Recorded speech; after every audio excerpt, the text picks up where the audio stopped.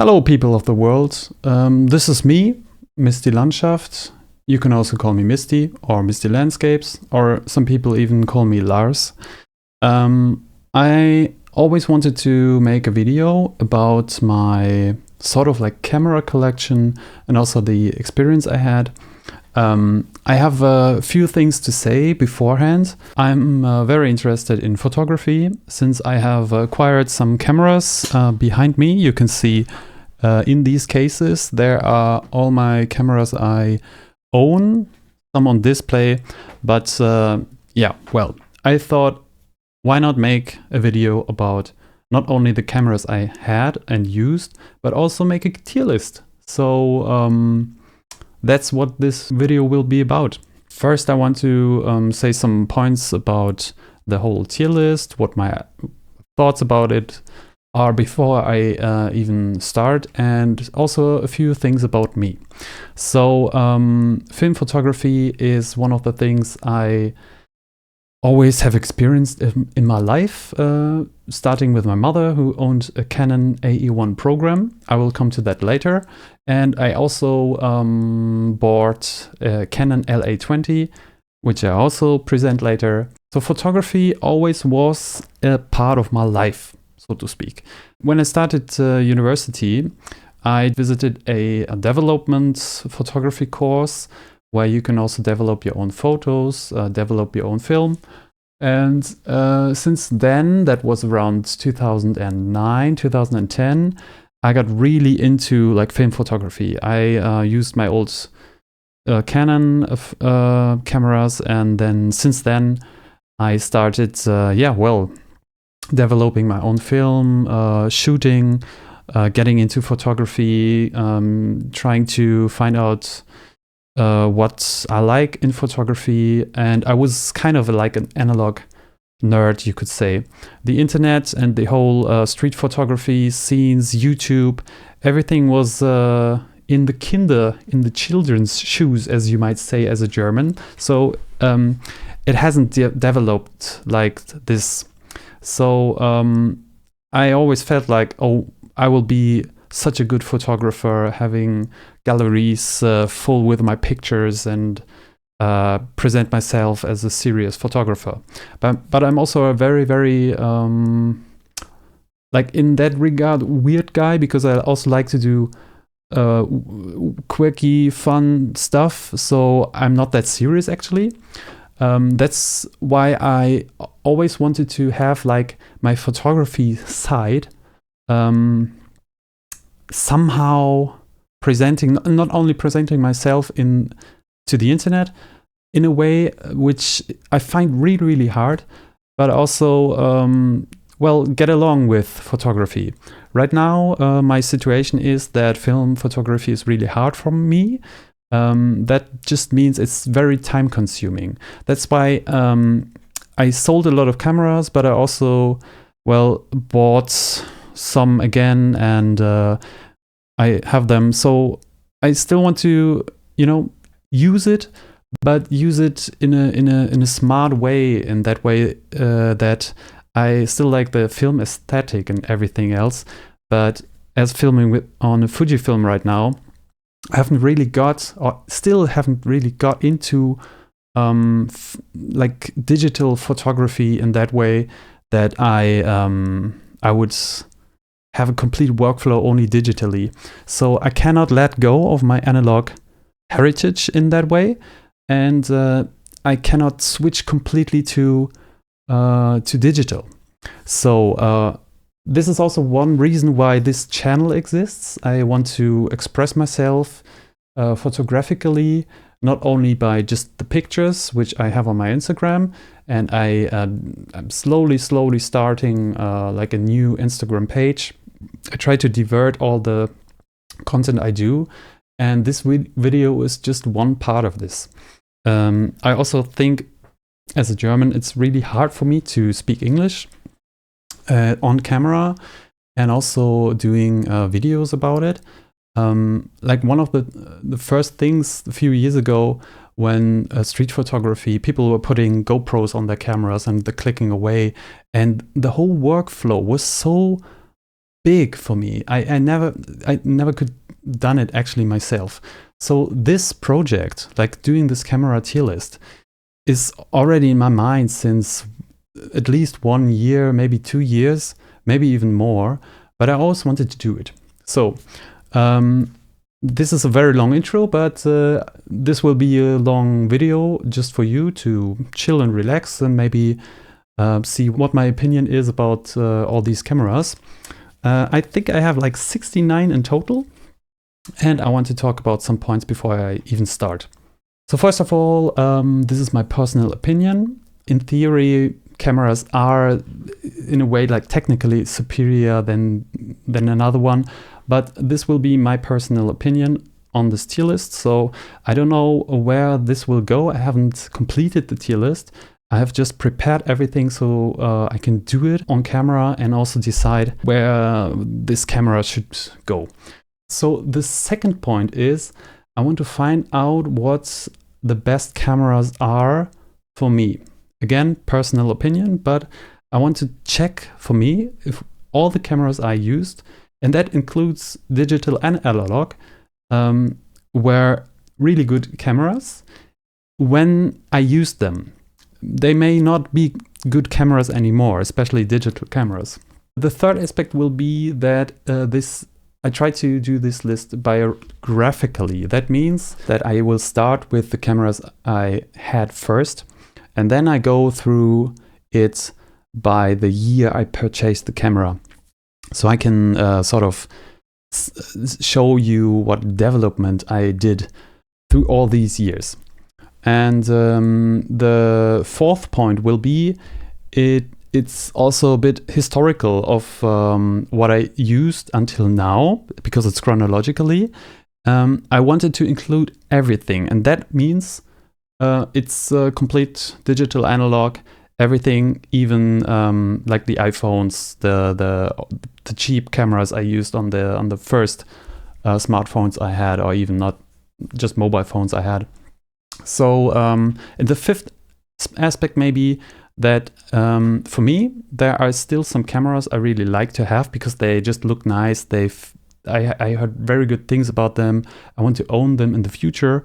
But this tier list should be like a check for me what future options I could use. Last year, Pentax released the 1.7, and Rollei released the AF, the 35 AF. And then there's the analog, not the analog like the Game Boy analog company, but there's the analog in Amsterdam repair shop, camera shop, and they are releasing the AF-1, which looks very, very close to the Konica Big Mini. And I think that's really, really interesting. But I still don't know where this will go. In the future, we will see. But for now, I want to see where I came from and what my options could be in the future. One or two more aspects. One is I don't want to distinguish between digital or analog, and I also don't want to distinguish between the formats, like film formats, or even camera formats. It's everything inside. Even if it's like 35mm, if it's half frame, if it's 120 film, everything is there. And that also means that the camera type, even if it's a SLR, a point and shoot camera, a rangefinder, a TLR, everything is inside. So this will be a huge list, but still I think it will be the most complete for me. So it's bloated, but complete. Everything is inside. You can check some rare cameras. You can see my opinion on every camera I actually owned. And this will be it. And if I still have the camera, I will take it out and play around with it. Okay, so here we have the list, the tier list. And I've loaded every image inside there. And I think it will be 69 cameras to judge. And these photos, most of them I did myself. Some of them I just couldn't find or I don't open the camera anymore, so I had to steal the images from the internet. Sorry for everyone whose pictures is on there, but that's the way it is. Where shall we start? Okay, so the first camera I actually ever owned, and owned is very stretched out term. I was a few years old, and I only saw this camera because it's in my mom's home, and I saw this camera on a photo, and it's the Beroflex Beroquick KB 135. This camera is now a toy. I'm very unsure if there even exists a picture taken with this camera. It might be. I think I have to ask my parents, but for now, as you also can see on the photo, it doesn't look like it's in the working condition. It's not in the working condition. I've seen another photo on the internet where you can see the photo where it is like complete and probably could be used, but this is a really tough one because it's the first one, and I just wanted to put it inside because I haven't seen this camera in action. Actually, I only know it in this broken state. And so I know I had this camera in my hands, and it was probably because I already used it as a toy and it was already broken, maybe. This may have been one of the first cameras I used as a toy to imitate the grown-ups I've seen taking film or taking photos, and so I think it's quite an interesting one. And it also has a lens of 2.8 aperture and 45mm. So if you could even find a working camera, it looks quite fun, I have to say.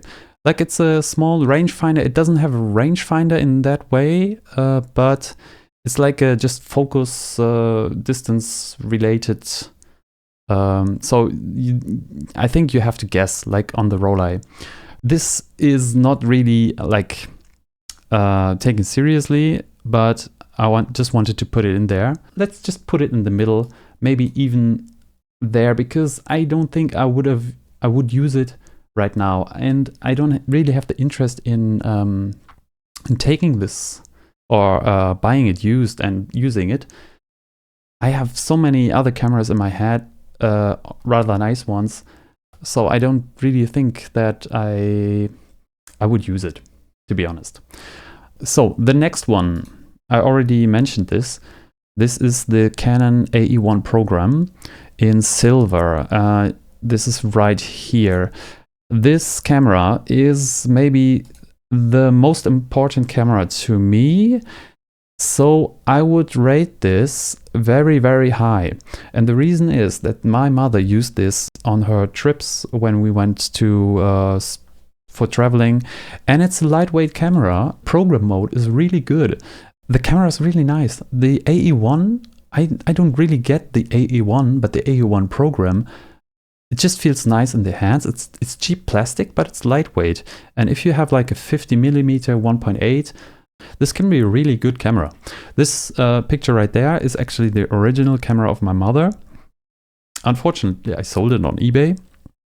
But yeah, well, it did have the cough and this loud cranky noise. And I've seen people who are fixing this. There you can even buy a tool. A friend of mine has like shown me a webpage, a French webpage, a guy who's selling like needles where you can put the oil at this special location where the squeaking happens. So I think I might at some point in my life buy this camera again, because I am emotionally attached to this camera, and this camera has always like worked for me. Okay, I don't want to get too much into the details. I just realized that if I start talking about the camera like every 5 minutes full, this might be even a longer video than I expected. But I have used several other Canon SLR bodies is also from this FD mount, and I can say that the AE1 program is one of the most easiest to use cameras I used, and yeah, I think it goes right up there. Where is it? It's at least A. It might even be S, but there's also the Canon A-1 I have to get to later. And this fulfills a more like professional role. But like a pickup camera, I can totally understand why beginners are liking this camera.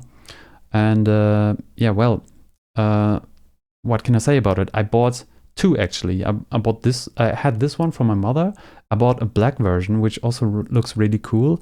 And I think I also bought another silver body, which I sold to a friend. So there you can see that I really like those cameras. So let me show you the next camera. And this is the camera I actually bought with my own money. This is like the first camera I like really own for myself. So what you can see here is the Canon LE20. This is my camera I bought with my own money when I was a little boy, and it's a very, very easy to use camera. It just like, it's very simple to load for me, and you just have to open it, and then it's already you can shoot. Right now there's no film inside, but one of the aspects that's really good on this camera is that it's very lightweight and it's very easy to use. In that way, you just have to open the camera and you can already click away. It just has like two aperture modes, and I think if you put the ISO, it just goes up to ISO 400. I think the shutter speed changes by, I don't know, like a 30th. Or maybe the aperture just changes a bit, but that's about it. Yeah, well, this is a very, very trusted camera. It's not the best camera. It's like a focus-free 35mm lens. I don't even know what the aperture is. And it's getting dark very easily. So you rather have to use the flash, or you have to have good lighting conditions. However, I will never sell this camera. This is probably the camera I have used the most during my childhood. And although, like, technically, this is where you can see this list will be very personal for me. This is one of the cameras I could sort of trust, because I know how it works, and probably there are a thousand different types of other brands you could use, but this is one of my favorites. I have to say it. Maybe it's not the most favorite, but well, I'm really emotionally attached to this camera. But there we are. This is the S1. So next up is a digital camera. I don't own this. I never owned this camera actually, but this was the camera a friend of mine had. And this was the time when I was about to graduate from school, and it's the Sony DSC-P150. It looks a bit funky because the lens is so much like, if you hold it, it's just on the left side completely. But it did really nice photos. It just did the job during this time. It's like the early mid 2000s. This was a really good camera. It was really annoying with the memory stick Sony used, but other than that, I don't have any complaints about that camera. It's especially probably really expensive right now because this is booming. These cheap mid 2000s cameras, or even later, I always had like good time with it. So I would definitely at least do it on the B. I wouldn't use it right now. I wouldn't buy it again. But if you are into like 2000s digital cameras, go for it. I think it's a nice camera. So the next one is, I think that's the first camera I actually owned digitally. and that's the Ricoh Caplio R6. This was the time when I was actually doing an au pair job in England, and I have to say this is worse than the Sony. The reason for it is that I had like focus issues, and it broke a bit on me, and I don't even remember if I had to repair it or not, or take a new one. I'm not sure. It looked a bit more professional, but the technical aspects aside, I think I wanted to like it more than I actually liked it. It was definitely some camera I wanted to try many things out with, or I could experience and try out many things, but I think it was inferior to the Sony, and I also sold it rather quickly when I came back from England. And photographically, like the image quality was kind of good in very good conditions, but I didn't really like the flash pictures. I used some long exposure pictures, but I'm not sure about this one. So that has to go like down a lot, definitely before this the Sony. Yeah. Okay, the next one is a very interesting one because it's a mobile phone. It's the Sony Ericsson W880i, and it was such a cool mobile phone because it was just so small. It was so thin, and the buttons were so tiny. You had to like click with your fingernail. But the camera for that time was actually quite good, and what you can see even is like it had a dedicated photography switch, which was really nice. And some pictures I can show you. I mean, you can see it's early mobile phone photography, but the phone itself was rather nice. I really like the form factor, that it's so small, so thin. I think it was like advertised as like 9 millimeters thin, and yeah, well, you could even use it as a Walkman, although you had to buy an adapter or something like that. I'm not sure again, but well, Sony did quite some good stuff. So I would already like see that maybe B is like the middle ground, which was quite good, and A and S will be like my favorite category. Oh yeah, this will be also an interesting one. It's the Pentax SFXn. This got lent to me because I wanted to have just more to do with photography. That was the time when I started doing photography class and developing my own film. And it's a very 90s tech, late 90s camera. And I think the flash was a bit weird on mine, but it did take pictures well.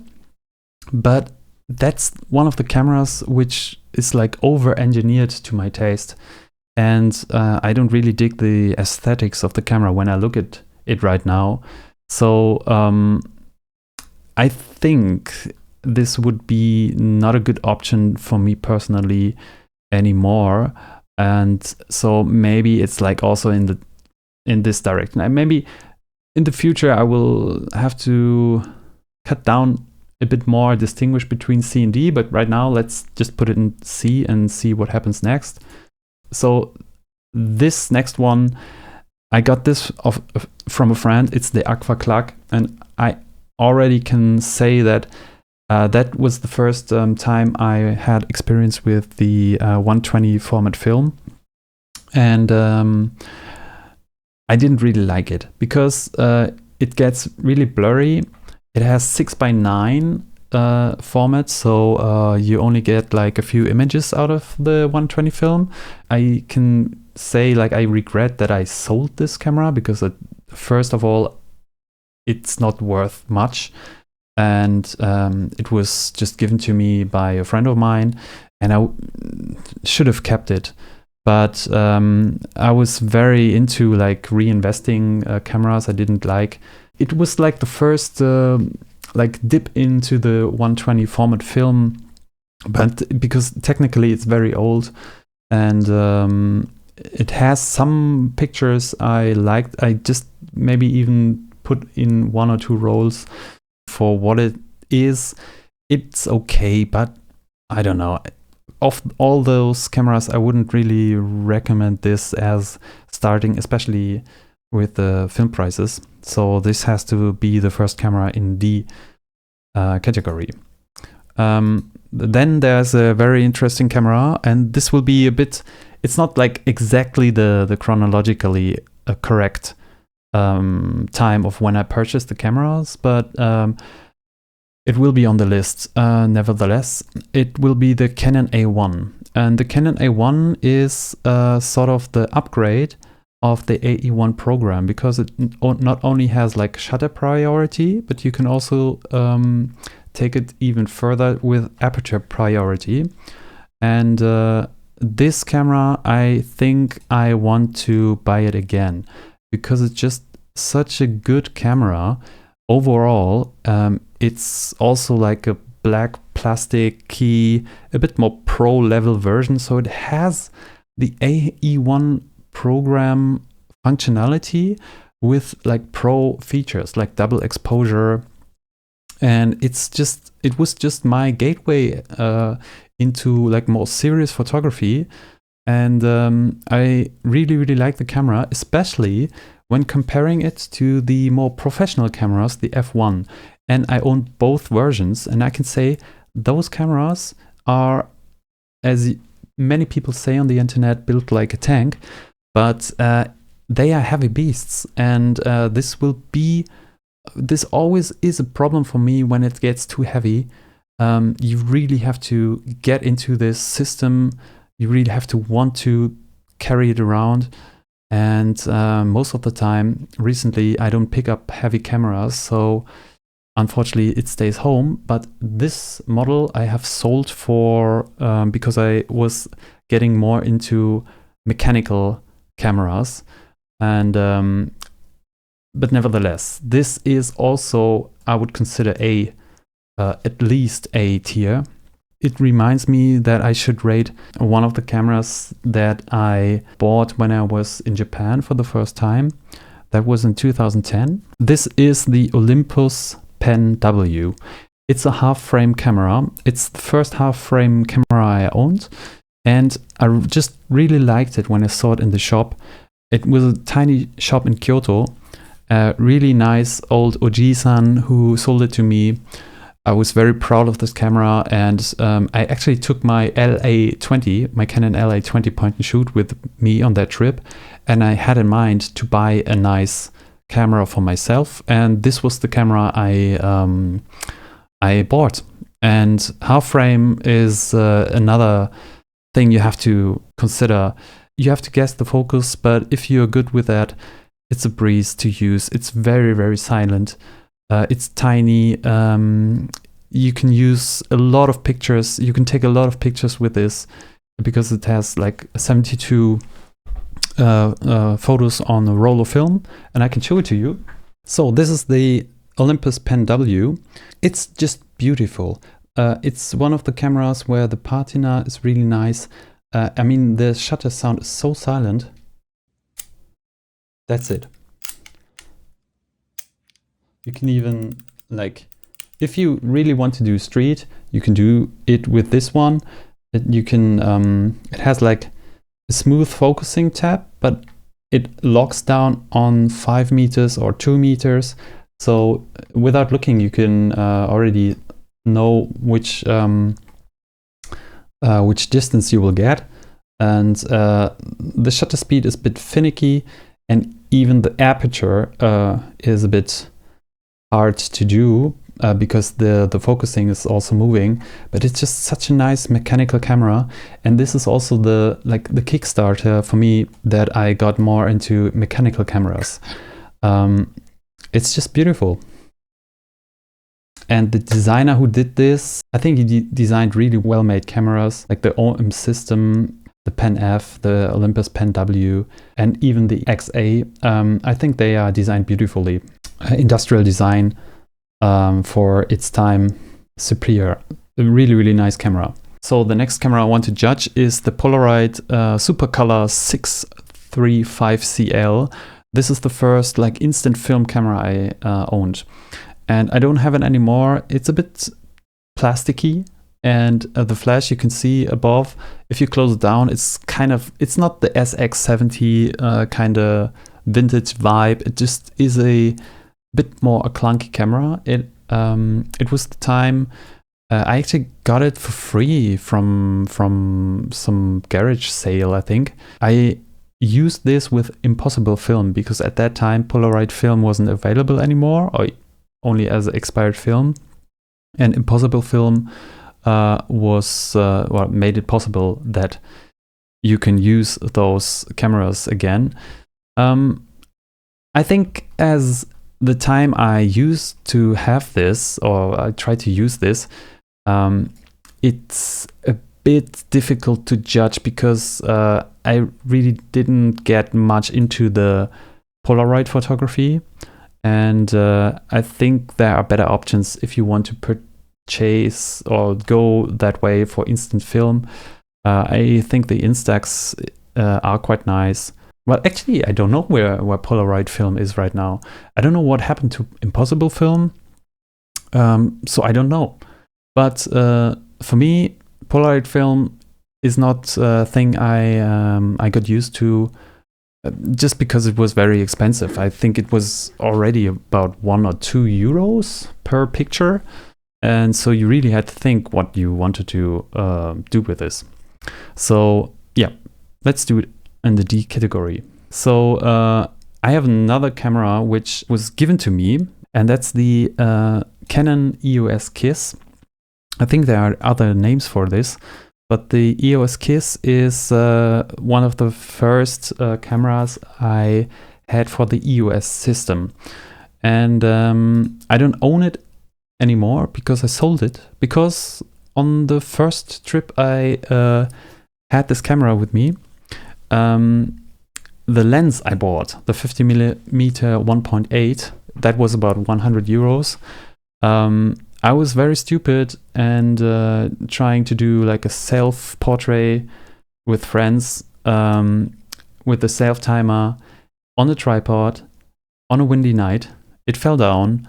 The lens broke. I was heartbroken, and I just couldn't handle it or just buy another lens, so I just sold the whole system. But I think this system, the EOS Kiss, because it was very lightweight, and I think it's a really good camera. I think because it's so lightweight, it has everything you kind of need to have. I think it's a good camera. So I would definitely rate this B or even more. So I haven't had it for a long time, but it's not quite up there, maybe. But it's if I would be more into like EOS system, I think it would be a bit bigger or a bit higher rated. The next one is a Chinese TLR. It's called the Seagull, and I think there's also another model name.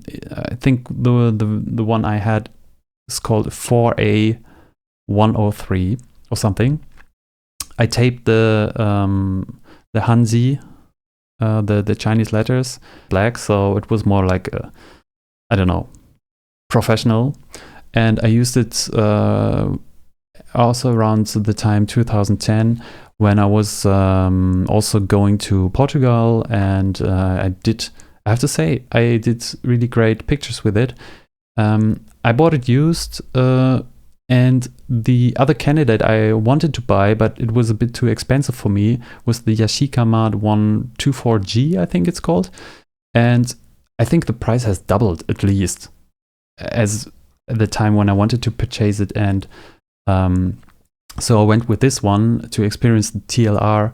Maybe with the Yashica Mart, I would have gotten better results, but the Seagull was quite good actually. As like getting into it, like using a cheap camera, TLR wise, I think there are maybe better options for this, like getting into it. And I should have gone with the Yashica Mart.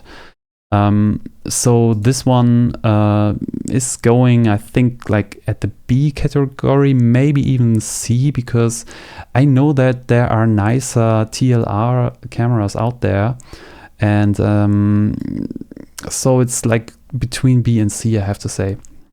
Okay, the next camera is another phone, and this is the Siemens S65. I cannot really recommend this.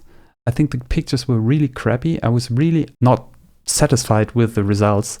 It goes directly into the D because it was just so inferior also to the Sony Ericsson. I can't remember why I switched to this. Maybe this broke down or something. But the pictures I have on it now on my hard drive, they are really bad.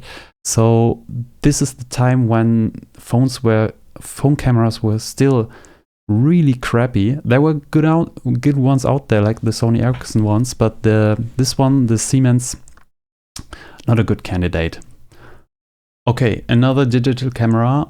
This time, it's the Canon S95. This camera is one of the cameras I used and loved to bits. It didn't even broke down on me. It was a very, very fun to use camera, especially the photos. I think picture-wise, beautiful colors. Canon did a very good job with this camera. I even bought something where you could like rest your hand more easily. The one gripe I had was with the video mode. The focusing was fixed after you have started the video. So if you, for example, shot something just very close and then you wanted to focus something far away, the focus stayed. So it was like a fixed focus for that video, and that was really getting on my nerves. So I have a huge library of videos around the time when I studied in Japan in 2011 and 2012. And this was my main camera. I actually bought it for this whole stay in Japan. And this was just a much better camera than the one I owned before, the Ricoh Caplio R6. So this is also going to the A section. And not only because I have very good moments with it, but I also have like this was like my go-to digital camera, and I have to put this camera also in the A tier directly after this. This is the Apple iPhone 4S, because that was just coming out when I went to Japan. I got a contract where I could acquire this phone. And like this was such a huge leap. If you imagine, I had this shitty Siemens camera phone, or just like a normal phone, and then I got my first smartphone, the Apple iPhone 4S, and it was just such a, like, I don't know, like the whole smartphone system, this world opened up on me instantly. Not only like having good picture quality on the go. I love the colors this produced. I don't recall like taking many videos of it, but the pictures, they were just really fine for the time. And I have to say the 4S, also the small form factor, that was really nice. I think it's one of the better iPhone releases. And so I had digitally, I was set up with this Canon S95 and the 4S. That was just a very good combination, because I haven't I didn't went into the digital SLR market, because that was occupied by the analog cameras I used, also the A1. So these three cameras were kind of like my go-to setup when I was going out in the city. and maybe this and point and shoot with color film. Maybe it was a Olympus Pen W or another like Konica or even the Contax T2. I could also rate it now because this setup, maybe I think the Contax T2 is on the S side because I still own it, but it broke. I can show you. This is the Contax T2 as of now. You can see it has some marks, and this mark was kind of like the death of this camera. The lens still protrudes, but I haven't used a film anymore because this fell down actually. I always had the film back, the date back, because I was completely into color film with orange film marking, and I like the date function. Like artistically, you can use this and in quite nice ways. And as you can see, I like to put stickers on some cameras, and I always wanted to have the jet black version, but I couldn't acquire it or I couldn't find it. And now they just go for so high prices. And yeah, there are two negative aspects of this camera I can say. One of them is that the lens, when you hold it, it's on the right side for your hand. So actually Nikon addressed this and put the lens more like here, but I always wish that the lens would be here. That's one thing. The autofocus can also be quite annoying because it just misses so many times. So I've just read online that it's just better to use the focus manually, but I actually wanted to use it as a point and shoot camera, and so there are many shots that turned out really bad because I couldn't get the thing or the person I wanted to shot in focus. Another aspect I really don't like about this camera is the way the film is put inside there. Because it's on the right side, the negatives turn out to be like opposite direction. So you have to turn the negative around, and the numbering is like upside down. That's always an aspect I don't like about cameras where the film is on the right side. And I think if it would have been here on the left side, the whole lens could have been like moved to the side where it should belong to. So of course I also wanted to have the T3, but I actually bought this really cheap in a used market in Japan, and I still have it because it's just such a lovely camera. I just pointed out the negative aspects, but you can of course see tons of videos about this camera, so I don't want to I don't need to say more about this camera. So as of now, at the time around 2011 and 2012, so I used the Contax T2 as a point and shoot, the A1 as an SLR, more serious street photography related camera. I wouldn't consider myself a street photographer, but when I was in Japan, I was definitely hunting for like scenes I could use, I could shoot. I was completely using my time for sourcing out cameras to go to galleries. I think artistically this was the time when I was much more into photography as an art form, and was trying to connect with other photographers, also to improve my Japanese at the time. So yeah, these four cameras here, the iPhone 4S, the S95 digitally, for documentation. I also use this as a photo blog, for a photo blog, and I even think there can be a photo book made out of the photo blog I used, but that's one of the projects I never finished. Just put it to the other ones I never finished. And the Contax T2 as a point and shoot, mostly with color film, and the probably black and white.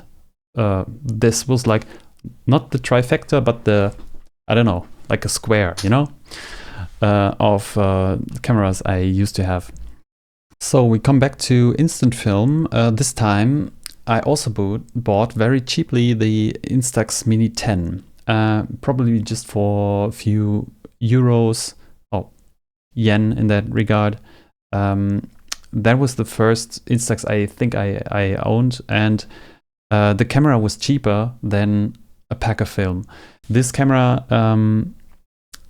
was quite good for the time I used it, but it was really clunky. I think it was one of the first versions of the Instax Mini series, and I wouldn't use or recommend this camera right now.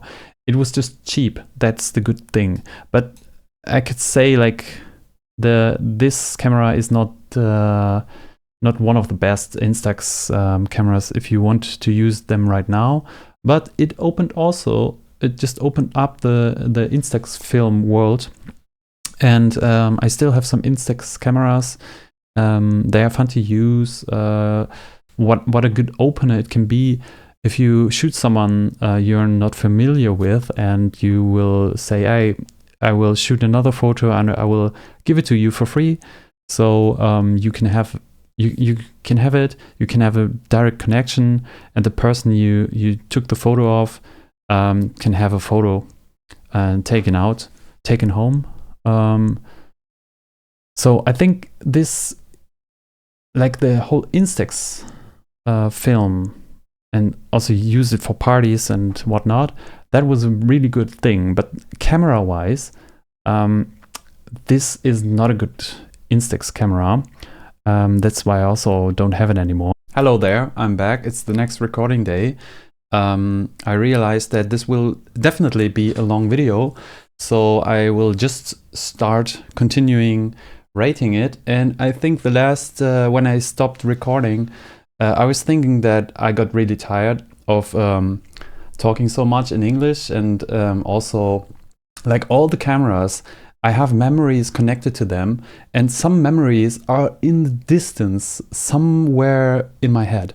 So when I was talking about the Fujifilm Instax, the Mini 30, the Mini 10, I realized that actually this was a really fun camera, because at this time I was in Japan studying abroad. I had some friends at the place where we stayed all together, and we started loving, especially me, loving Hard Off. This is a Japanese store where you can buy used stuff in great condition.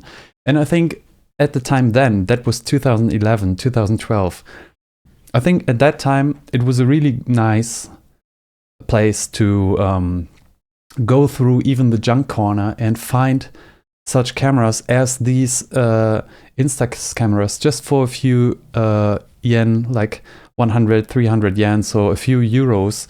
And you could use them, and sometimes they really were junk, but there were also really nice cameras, like in working condition, even with film in. So I also have bought some white camera, but I don't really remember it, and I haven't used it that much. I didn't put in new film, so I didn't list this up. But the Instax 10 definitely was a fun camera at that time. So I would just say maybe it's a bit too harsh rating it there, because like quality-wise, it's not a good camera. I think I even have a video to show you how loud it was.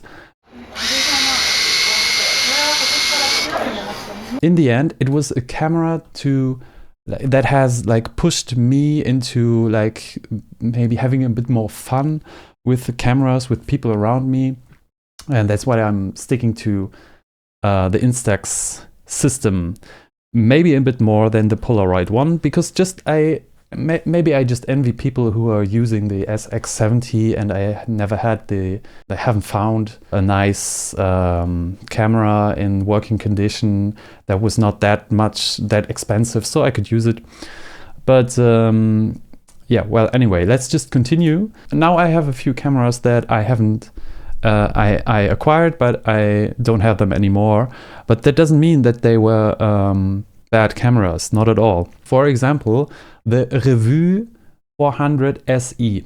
Revue is actually like the brand of a old catalog company that doesn't exist anymore. It was the Quelle catalog. I think that's my knowledge up to now. And they were also producing own cameras, or like, I don't know, franchising companies who just made the cameras, but you can rebrand them. And this Revue was like a 70s rangefinder. And I've bought some 70s rangefinder-esque cameras. And I have to say, like, maybe technically, it was a bit clunky. Like, I remember that the film advanced level wasn't that like nice to operate, but I think the pictures were quite nice, and I even liked the how the lens looked. So in the picture I have of this camera, you can see it a bit that this lens is like bulged in a very like weird way, and it was kind of like funky looking. It's not that funky. Actually, I think it's looked really nice. And so it's kind of like a basic camera, but it had, yeah, the results were great actually. I didn't put in that much film, but well, I sold it after all because I was already starting to getting into that game of trying to buy like high quality point and shoot cameras, and with the Revue that I actually bought before that, that was more like the case that I was feeling like there could be better cameras out there. So and I was a student, I didn't have that much money, so I also were thinking about reinvesting the cameras I had, selling them so I could use more pricier or even better stuff to just try it out, because there are so many cameras out there. And I think if I would have continued to using film that much, like in that time, like 12 years ago, I would have bought still a lot more cameras. I don't think that I'm finished in a way, but I have slowed down in purchasing cameras. But for now, I still have bought quite a lot, so that's why the list is so long still.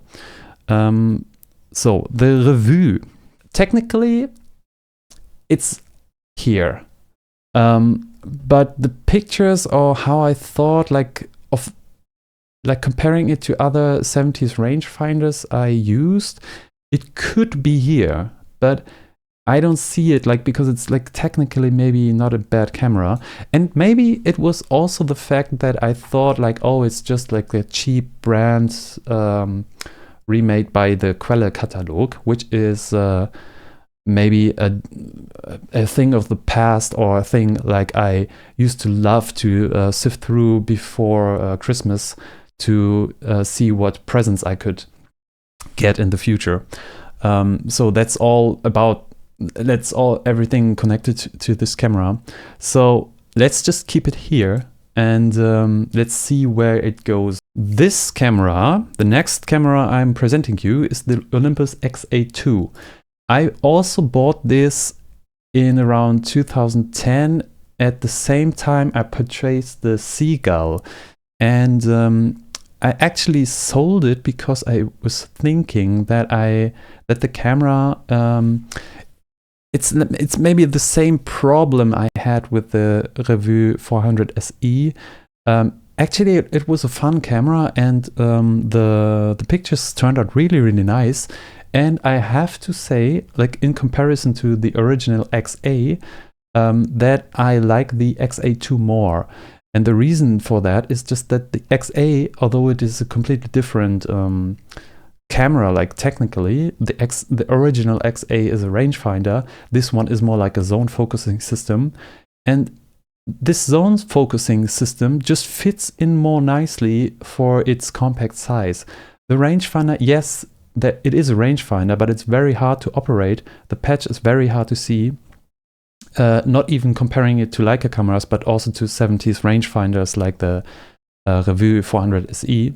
But the XA2 was just nice to have, and again, the philosophy, like the design philosophy of this camera, is really nice. One thing that was not really nice was the shutter button. I like it that it's red, but sometimes I wanted to shoot something and the shutter didn't activate, and maybe it activated later or it didn't activate at all, and I am not sure if it was just a faulty camera, but I had the same issue with the XA, so sometimes it was a bit problematic using it.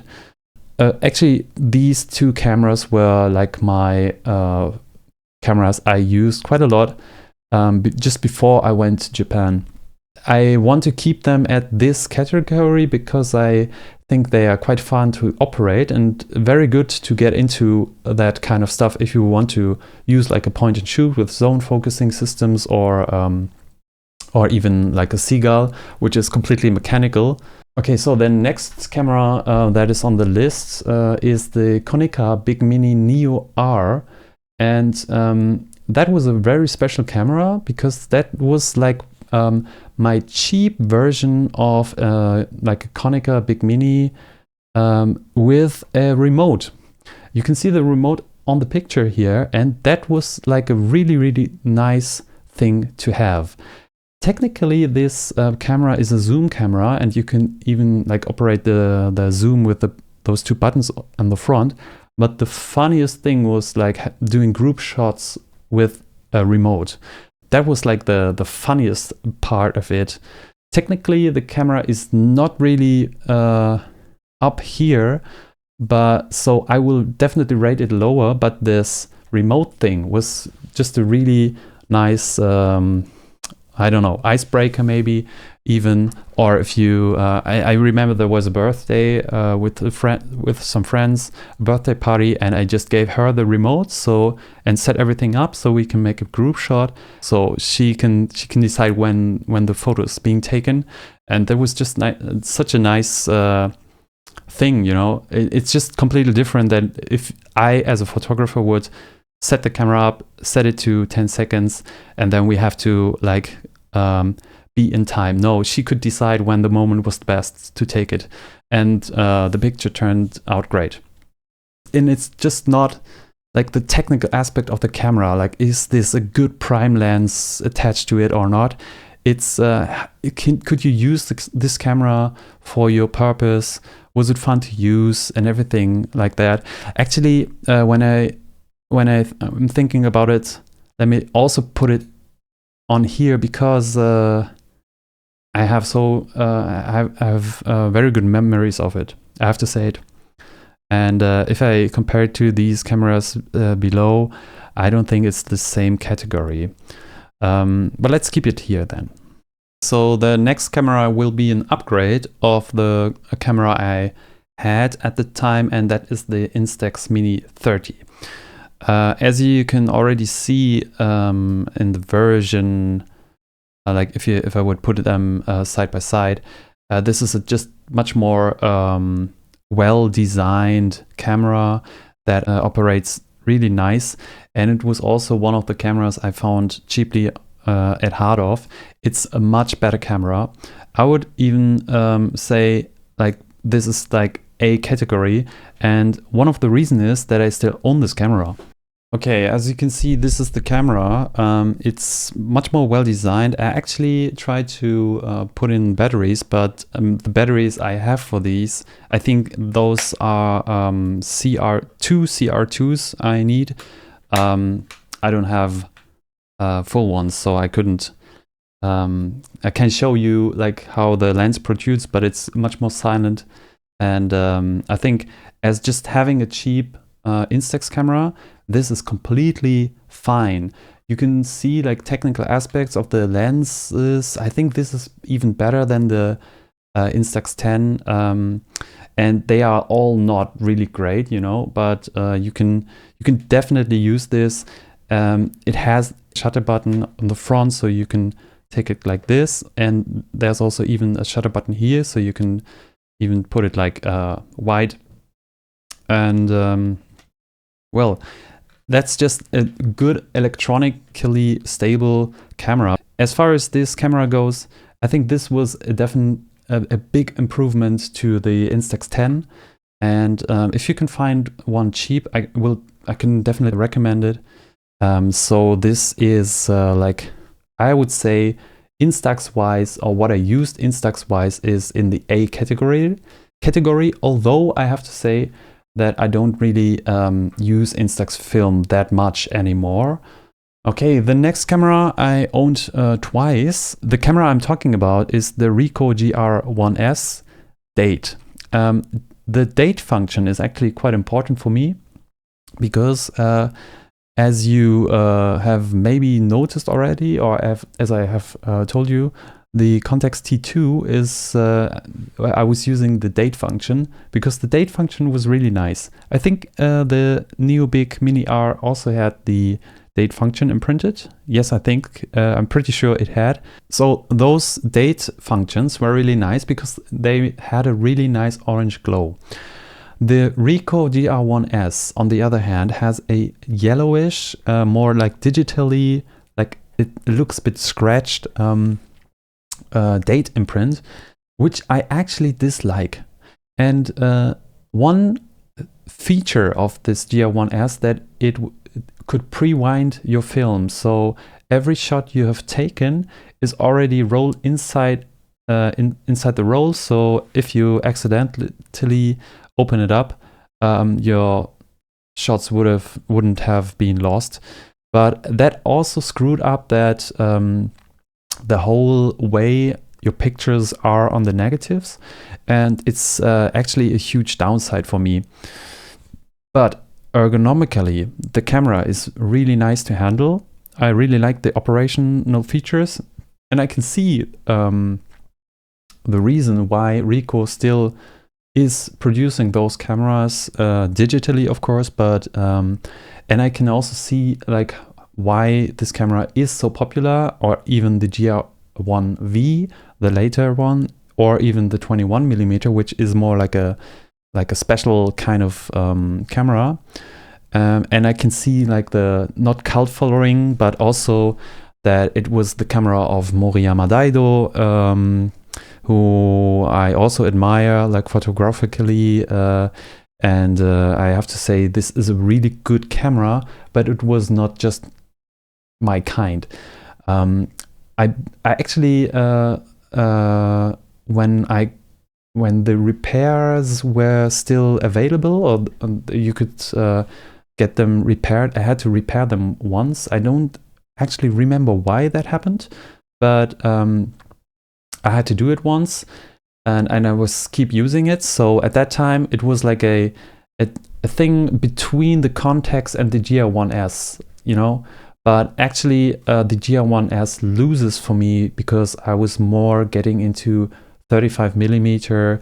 I never could really work 28mm out. I didn't really like the date imprint feature, and so it's definitely going lower. And because it's just not my favorite focal length, or even like camera, like it has so many good perks. It's so thin. It's so nice to handle. But these are all the main reasons I couldn't judge it that high actually. So I have to say this is technically a really good camera, but just not for me. So if I would be really like provocative, I could put it in here, but I don't think the camera is bad in a way. So I just put it in here. Maybe I have to rearrange it, but I have to see. The next camera is a different beast.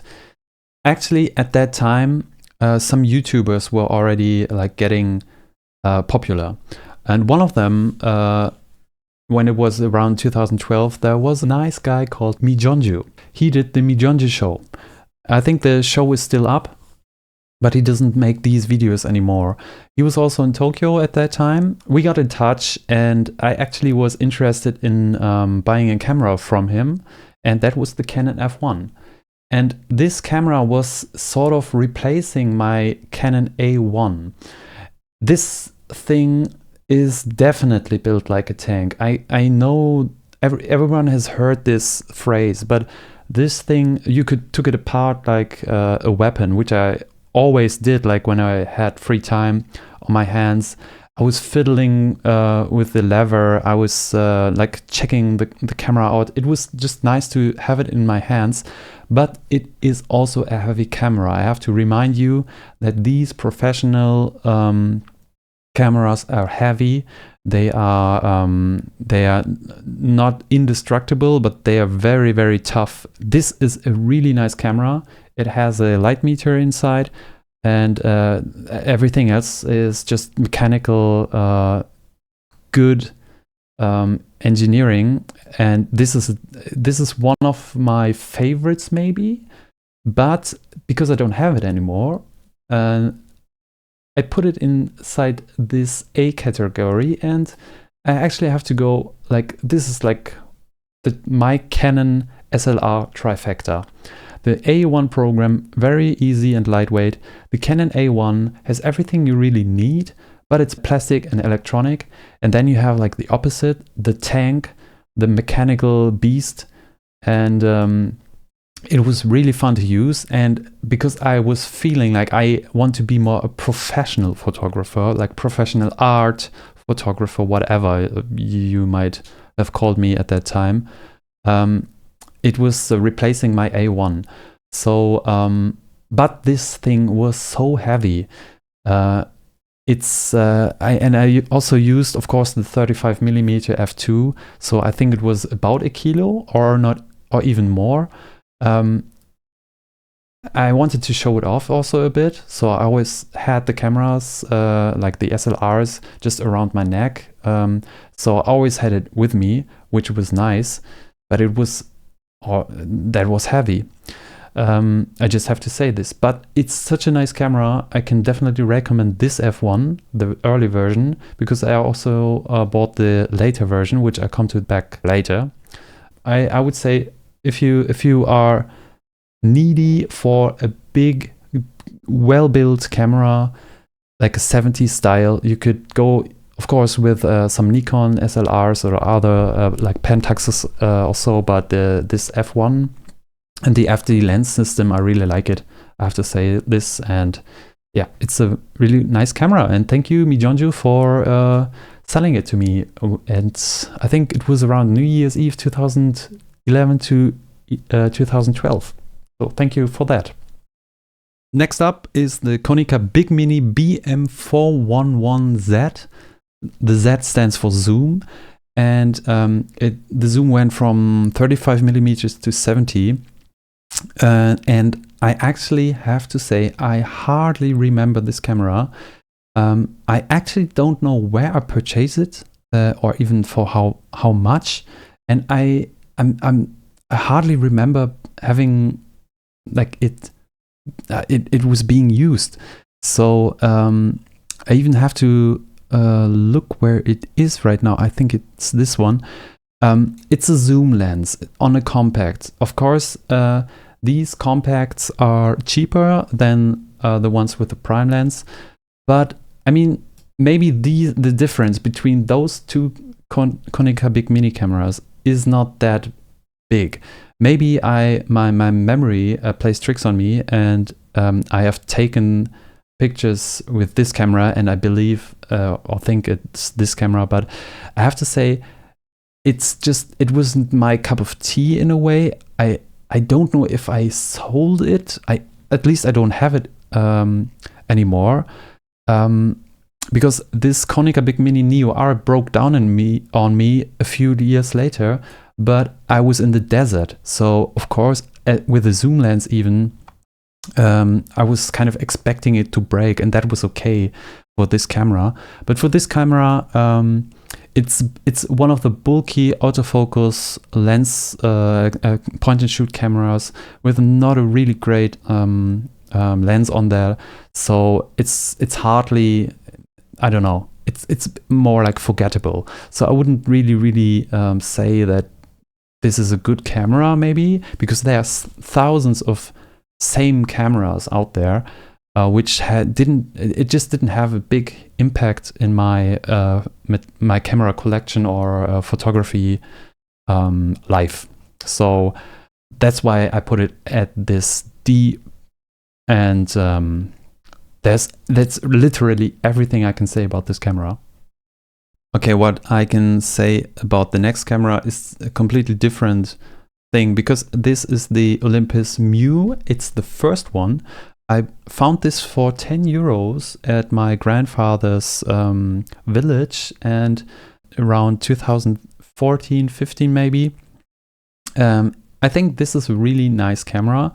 It also has this compactness of like an Olympus XA. This camera, I can already hint it. I think it's the better Mju, because it's a bit more bulky, and I actually like this. And I also like how it looks a bit better. It's like a good classic 80s point and shoot. You could trust it, and if it breaks down on you, it's not that bad. It's not that big of a deal. So if I would find it in good condition, I might pick it up, just for having like something like a backup or just a fun camera. I think this is one of the cameras that can definitely be maybe cheaper than even one roll of film if you're really lucky. But I think, yeah, like usually probably it just goes for 100 euros or more, or even 200. I'm not sure about those prices of the cameras right now, but I guess they have definitely risen. And this is a good camera. I actually don't remember if this camera remembers the flash settings. This is a problem with many cameras, also like the Mju-2. This is one annoying thing. If you want to shoot something discreetly, or people, you have to operate like sometimes doing street photography or something else. You just want to take the shot. You don't want to become like this flashy person. Hi, look at me! I just took a picture of everyone. I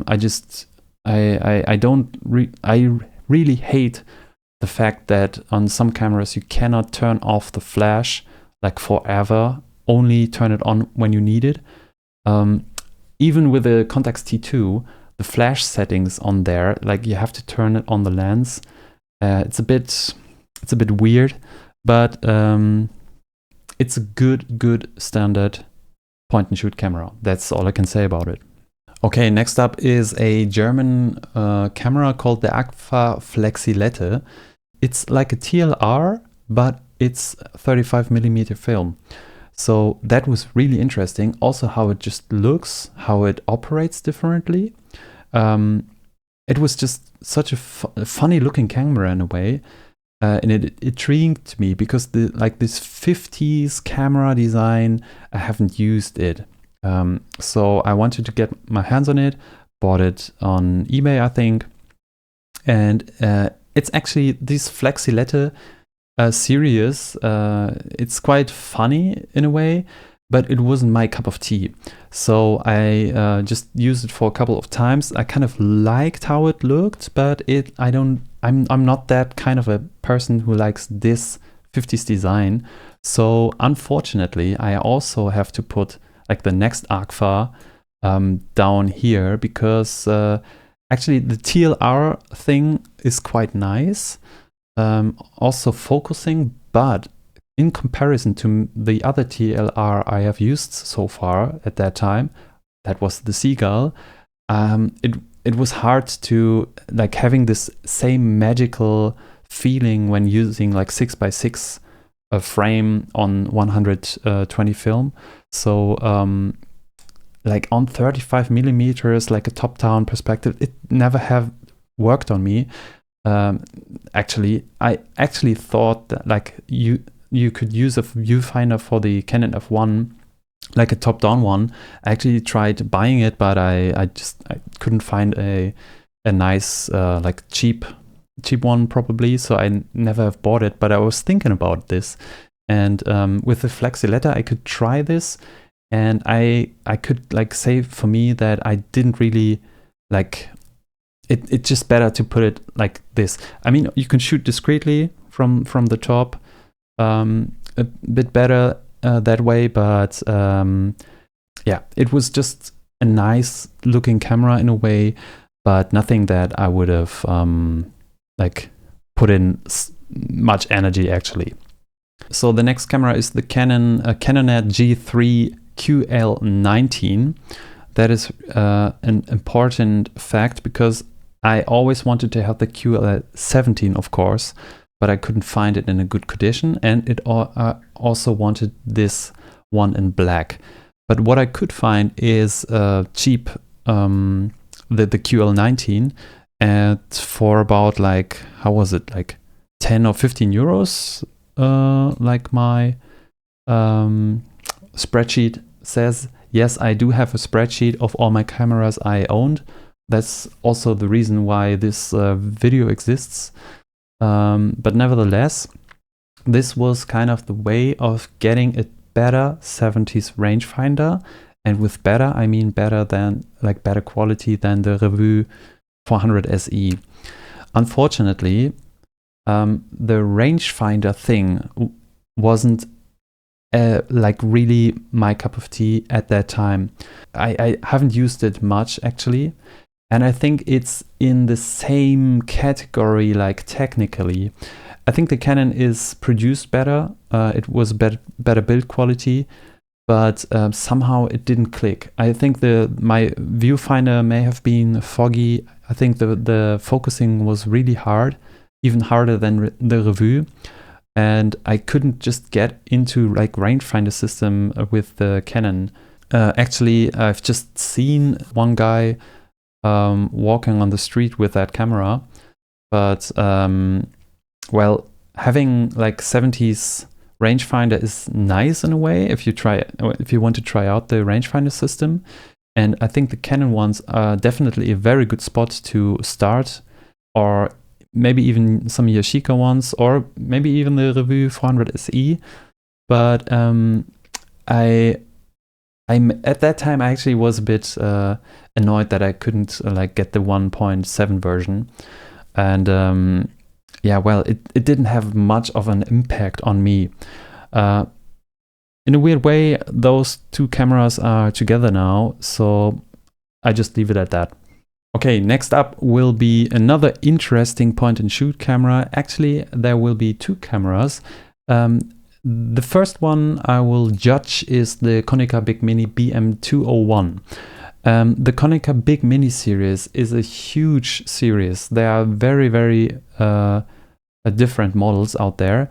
And one of them is the BM201. The BM201 has like this square kind of lens hood. It's not a hood, but it's just the lens that comes out. All those cameras, all those big minis have one flaw, which is they don't cover up the lens. But me being a guy who always doesn't really need a lens cap if I have a camera around me or with me, I try to take out the lens cap because some scratches are okay, they are fine. I've never really had a big scratch on that, and I never had the problem that like cameras were falling down or something. So except one time. But the Konica Big Mini, this BM201 is like design wise, it's really well made. I think this is one of the features that the Konica Big Mini series has. The Big Mini 201 and also the 301, they are just so well built in design, and that is actually a thing that the now upcoming analog AF1 from this Amsterdam shop that just released, like that they are releasing this camera. I think they took inspiration by those cameras, like by a lot, and I have to say I like this because the BM201 is actually the inferior version because also the lens is coming out. It was, at least my version was very, very clunky. It made noise. It just didn't feel premium, which is okay because at that time, like 2014, 15, when I bought this camera, it wasn't that big of a deal, like price-wise. Nowadays, you have to buy these cameras for around 200 euros, and that's a bit tough, I have to say. This 201, I also gifted it to a friend, And I think these are just design-wise really nice cameras. And it's fitting that they are together in the same category as the Mju-1, because I think that's just a good camera overall for like having a point and shoot. And what I also got on my hands is actually the better version of it. It's the Big Mini F.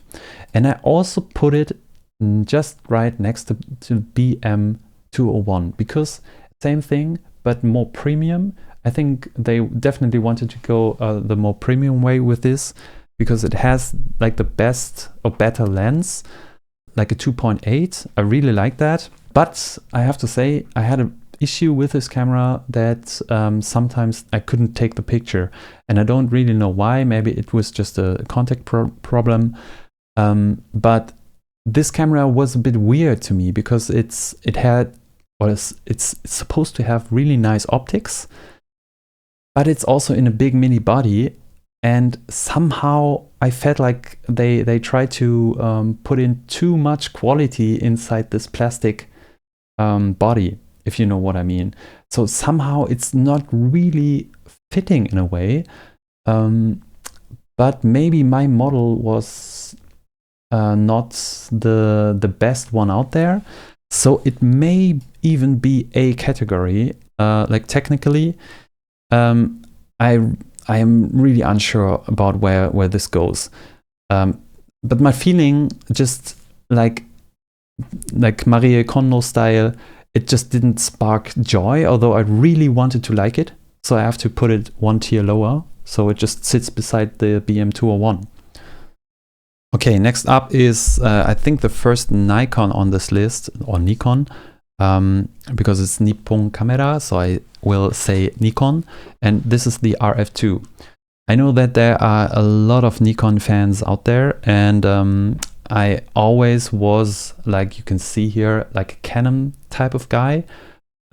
So like getting used to some Nikon way of things, which is totally fine. Like focusing is on the other side. The aperture, if you want to turn to infinity, it's different direction than the Canon or the aperture. It's a thing that you have to get, or you got used to, and then you pick up a camera and it's completely the opposite, which is okay. But I just haven't been used to Nikon cameras. I try to change this in the future, but right now, or at that time, I wasn't used to this, which was not a problem, because this is just fully automatic point and shoot cameras. I was definitely at that time, around 2015, into like having good, I was just searching maybe the holy grail of point and shoot cameras. And I was trying out a lot. So I bought this camera actually for €1, and it's a good quality typical point and shoot. It's the same bulkiness as my trusted Canon LA20, but because these are my personal favorites over there, I just have to say it's a good, but also maybe not a stellar camera. It's a mediocre, well-built camera. It's what it is. It's a bit bulky. It does the job. But now seeing it next to those ones, maybe it's just a usual camera, just a normal camera. So I have to put it a bit more here. Let's leave it at that. Okay, now it's getting a bit embarrassing, but the camera, I completely forgot it, or even I actually thought about the Agfa Flexilette when I was talking about this camera, and this is the Ihagee Exa 1961 or 1961. But this Ihagee Exa was also one of those German makers that just did really interesting designs, and also like different approach on camera design, on how everything works. And this was the camera that was turning hard, because you could actually switch out those lenses. I had a 50mm Tessar on it. Yeah, it had like 50mm 2.8.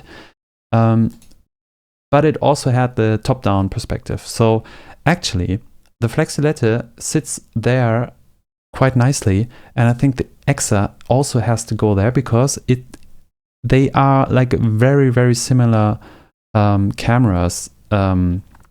If you compare it to like the overall, if you have the broad perspective, if you know what I mean, like this list is.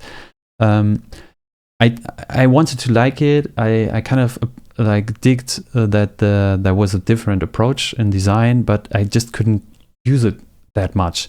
So that definitely has to go in the last category. Okay, so the next cameras I will rate are bought from a trip to Japan in 2016. So I bought a lot. And one of the cameras I actually bought there was a Canon 7. It didn't have a working light meter, and the lens was really foggy, but I think I bought it around for like 100 euros, I think. And I think it was an original black paint version. And I was actually expecting it to be worth a lot more. And I don't have it on my hands anymore, because at that time I was already seeking out Leica cameras and Leica lenses. And at that time, that was 2016, I wanted to have a Leica camera for a few years at that time, maybe 6 years, because I have to say a shout out to Tokyo Camera Style, very nice blog, and he put in the gas syndrome. No, it's the gear acquisition syndrome, so it's the gas on me. And also now on Instagram, very active. He like my sparkling joy of owning cameras, of buying cameras, of using those different cameras was I don't want to say he's guilty. I'm guilty for using this, but the Canon 7 was also one way of trying out not only rangefinders but also getting into more like rarer versions of cameras. So I definitely wanted to pick up the Canon 7, and I was very happy purchasing it at that price. But I have to say, like technically, it's much more inferior to Leica in my opinion. For example, the rewind lever. On a Leica camera, if you have the rewind lever, and I can show it, I have to say, so you have the Leica M2, and if you clock the shutter, and then you just turn it completely, now the film is advanced. But if you just do it like this, you can also advance it, you know? But on the camera, and also if you just hold it like this, and if you shut this, then it's very easy to just turn it. And on the Canon 7, I remember that if you did this, like hold it like this, then was using it, it was not like released. You just had to get off the thumb, put it back a bit, and then you could turn it. And these are some design difference of this Canon 7. So I thought, like, also comparing it to a Leica M2, it just is a very, very, very bulky camera in a way. But it's also thread mount lens system, so it's a different cup of tea in a way. So I really wanted to get into rangefinders. I really wanted to get into Leica. So this was a gateway in a way to open this up for me. And it was like the first more professional rangefinder in comparing to the other rangefinders I bought. It's definitely a good camera, but it's not really a well camera for me, like having used it extensively. I think it was also the problem that the lens was foggy. I didn't clean it up. I got it bundled, and I actually think that I didn't purchase another lens. So I was just trying out the camera first, and I was just, it was nice having it, but I wasn't using it. You know, I wasn't trying to use it as my main camera in a way. So that's why I have to put it inside here. But I know that there are fans out there of the Canon P even. It looks even nicer, I think, than the Canon 7.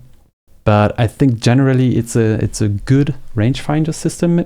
But it's like the edges, there are some things like it's a different design, a more unique design maybe, comparing it to Leica. Leica is just a bit smoother, so that's why I have to rate it a bit further down. Okay, now what do I have in my hands? This is the Konica Big Mini, another Big Mini, but it's the BM302. And to make things short, this is one of my loved cameras. It definitely goes up there in the S category, and the reason for it I can tell you. First of all, it's such a sleek, nice design. If you just have it in your hands, I put in this like a sticker. It's a bit bumpy, so you can have a grip. Maybe that's one thing, but you don't really need it actually. This camera is so nice. It just looks nice. Like technically, it's a good lens, and I think those lenses, the 3.5 ones, are maybe the better lenses than the 2.8 ones on the Big Mini F, because it just has like a nice focus. If you shoot people, just shoot it as like your everyday shooter, like just close range, like 2 meters, 1 meter, shooting people. I think it just renders people nicely, and this is one of the best cameras I have used, just because it's so compact, it's lightweight, it has the film on the correct side, that is on the left, so the negatives don't turn up being completely different. And maybe the viewfinder is not that good. I think the Contax T2 viewfinder is one of the best ones. That was like a magical moment. On here, it's just, I mean, small. And I have to say, or look this up, I don't remember if this remembers the flash settings. This may be problematic. I also don't like, and that's one of the main issues, and you can see it here, the cable is disconnected. So this broke here, so the display is not working anymore and the functions don't work anymore. This camera had some issues. It's still, well, as you can obviously see, it has issues. I turn it on, I think it still works. Because of the film prices, I don't want to actually use it anymore, or this model anymore, but this is just such a nice camera, and that's also the reason why I'm looking very closely on the release of this analog AF-1, and I don't want to promote this camera because it's not out yet, but I really like those sleek designs.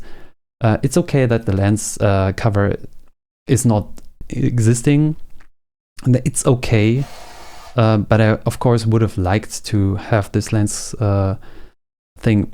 If you're out for like a good, it's plasticky, of course. It has some faults, but it can be a really, really nice camera for you. So this is definitely like one of my personal favorites, and I'm really sad that 2 of the cameras in the S tier, like not the best cameras, but I still have it, but I don't want to use it because they are broken, essentially. Okay, the next camera is the Kyocera Tproof, which is actually the Yashica T5.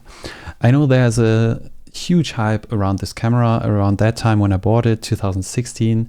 Camera-wise, I think it's an overpriced camera. It's not my cup of tea. It's maybe a good camera in a way, but I just couldn't get used to it.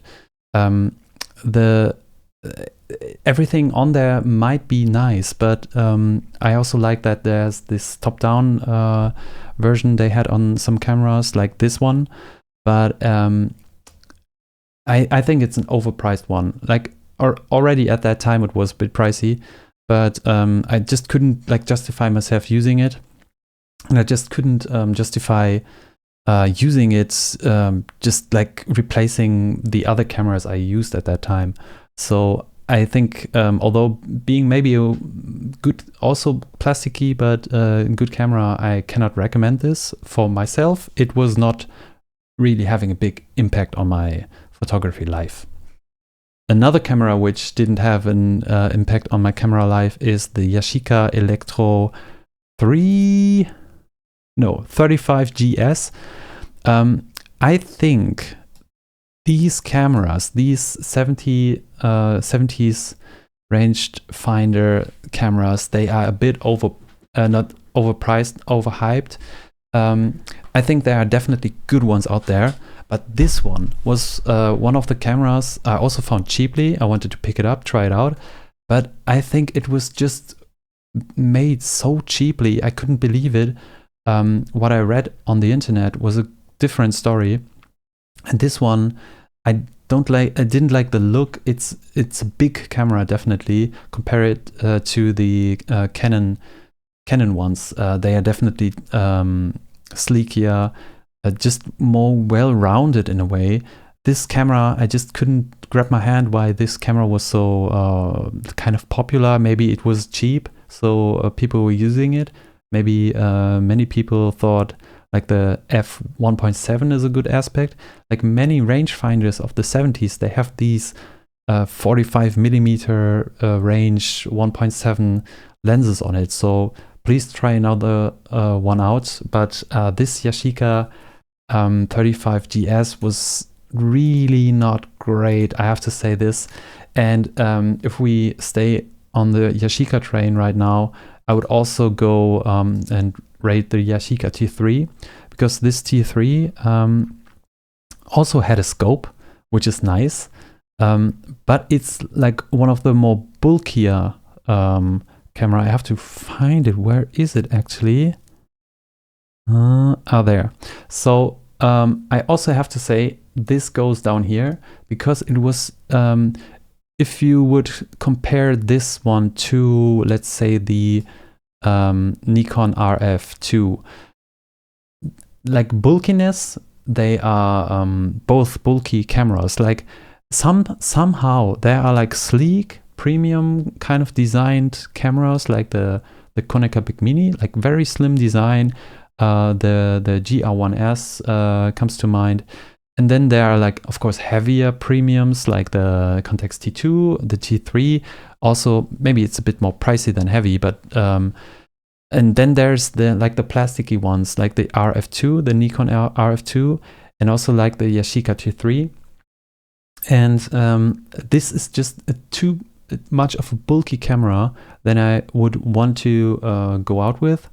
And it's a point and shoot, so it should be like kind of sleek, also like the T5, but the T3 was kind of like a bummer. And also I didn't really like this whole plastic cover design there. So again, another camera which didn't fulfill my tastes, my tasty needs, no, my needy tastes, whatever. So the next camera is the Canon BF80. Okay, here it is. This is kind of a fun camera, because I actually bought this just out of curiosity, because I had a project where I wanted to get a camera that can be used by everyone. And with everyone, I would say like even it's an elderly person with not really good eyesight, or even kids. So that means they know where this button is, where you have to press, and they have to have a good viewfinder. And actually Canon released this BF series, which is, I think it just means big finder, and it's just funny, and it's a bit more like mechanical, like my dearly loved LA20, which could also be used as one, but the big finder was really intriguing, so I bought this one. It also has like a 32mm, so it can be quite handy, and I used it mainly as a party cam. I don't know what the aperture is, I don't want to look it up, but one issue with this camera is that, and that's also why it's a good party cam, is that it's easy to operate. It's a no-brainer. You can definitely frame your shots, and the flash is like always on, except you have to push this button while shutting it off. Then it doesn't turn on the flash. Everything else is just like plain flash, I think. Maybe there's like at good weather, there's no flash. So you have to press the button, hold the button, and then fire off. But as a party cam or like low light situations, it already wants to fire off the flash. Like the moment you hit this, it loves using the flash. So yeah, this is a good party cam, but these flash settings can be definitely an issue. I might want to try out some more types like this, but right now I'm just not that much into compact film cameras. But I think if you really want to have like big, and I mean really big viewfinder, you should check out these BF cameras from Canon. And how do I rate this actually? I think it's a good camera in a way for what you could use it, but it's not a really well camera to use it as a, like, I don't know, the main. I think maybe it's around here. You can make your way around it or like go. I think these RF2 GR1s, like, of course they are like completely different horses, but this is it can be good, but I don't want to not recommend it, you know. As like a serious wise, it can be a nice camera, but it's just technically it's actually not. It's a really simple camera. Okay, next up is the Instax, another Fujifilm Instax, and I can already say this Instax will definitely go lower than this one. I think it's a well-rounded camera in a way. Actually, I have it here. It was pink, now it's a bit more like faded, but it's this is what I meant with the protruding lens manually. I think the lens is inferior, so it's an okay party, and Instax camera, it's just an Instax camera. You can even say like it's fading differently. So yeah, well, it's if you just want to use Instax, using one of these is totally fine. If you want more, I know that there are I'm not that deep into the Instax game, but I think they have developed some like better products. It's an okay product. It's an okay camera. It's like the usual party camera you could use it with, and that design is okay. It's just not that great, like photographically.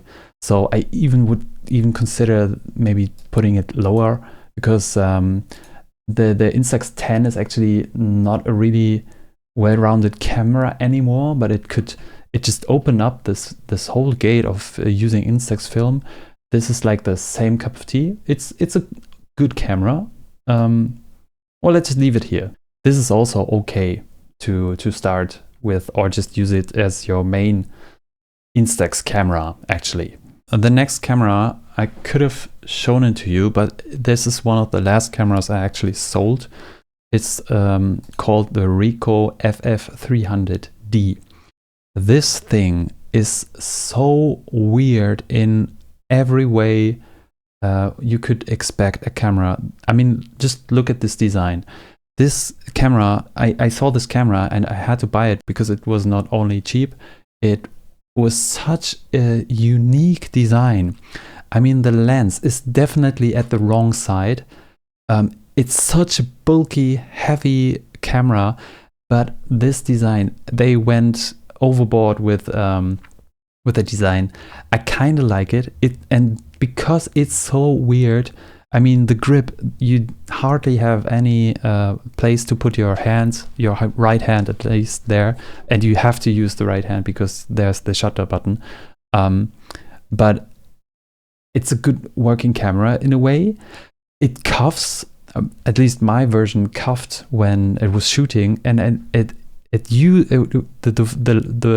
lens, it was like protruding or like going away from the subject, so inside the camera when you took the shot. So I really wasn't sure if I would get good pictures out of this.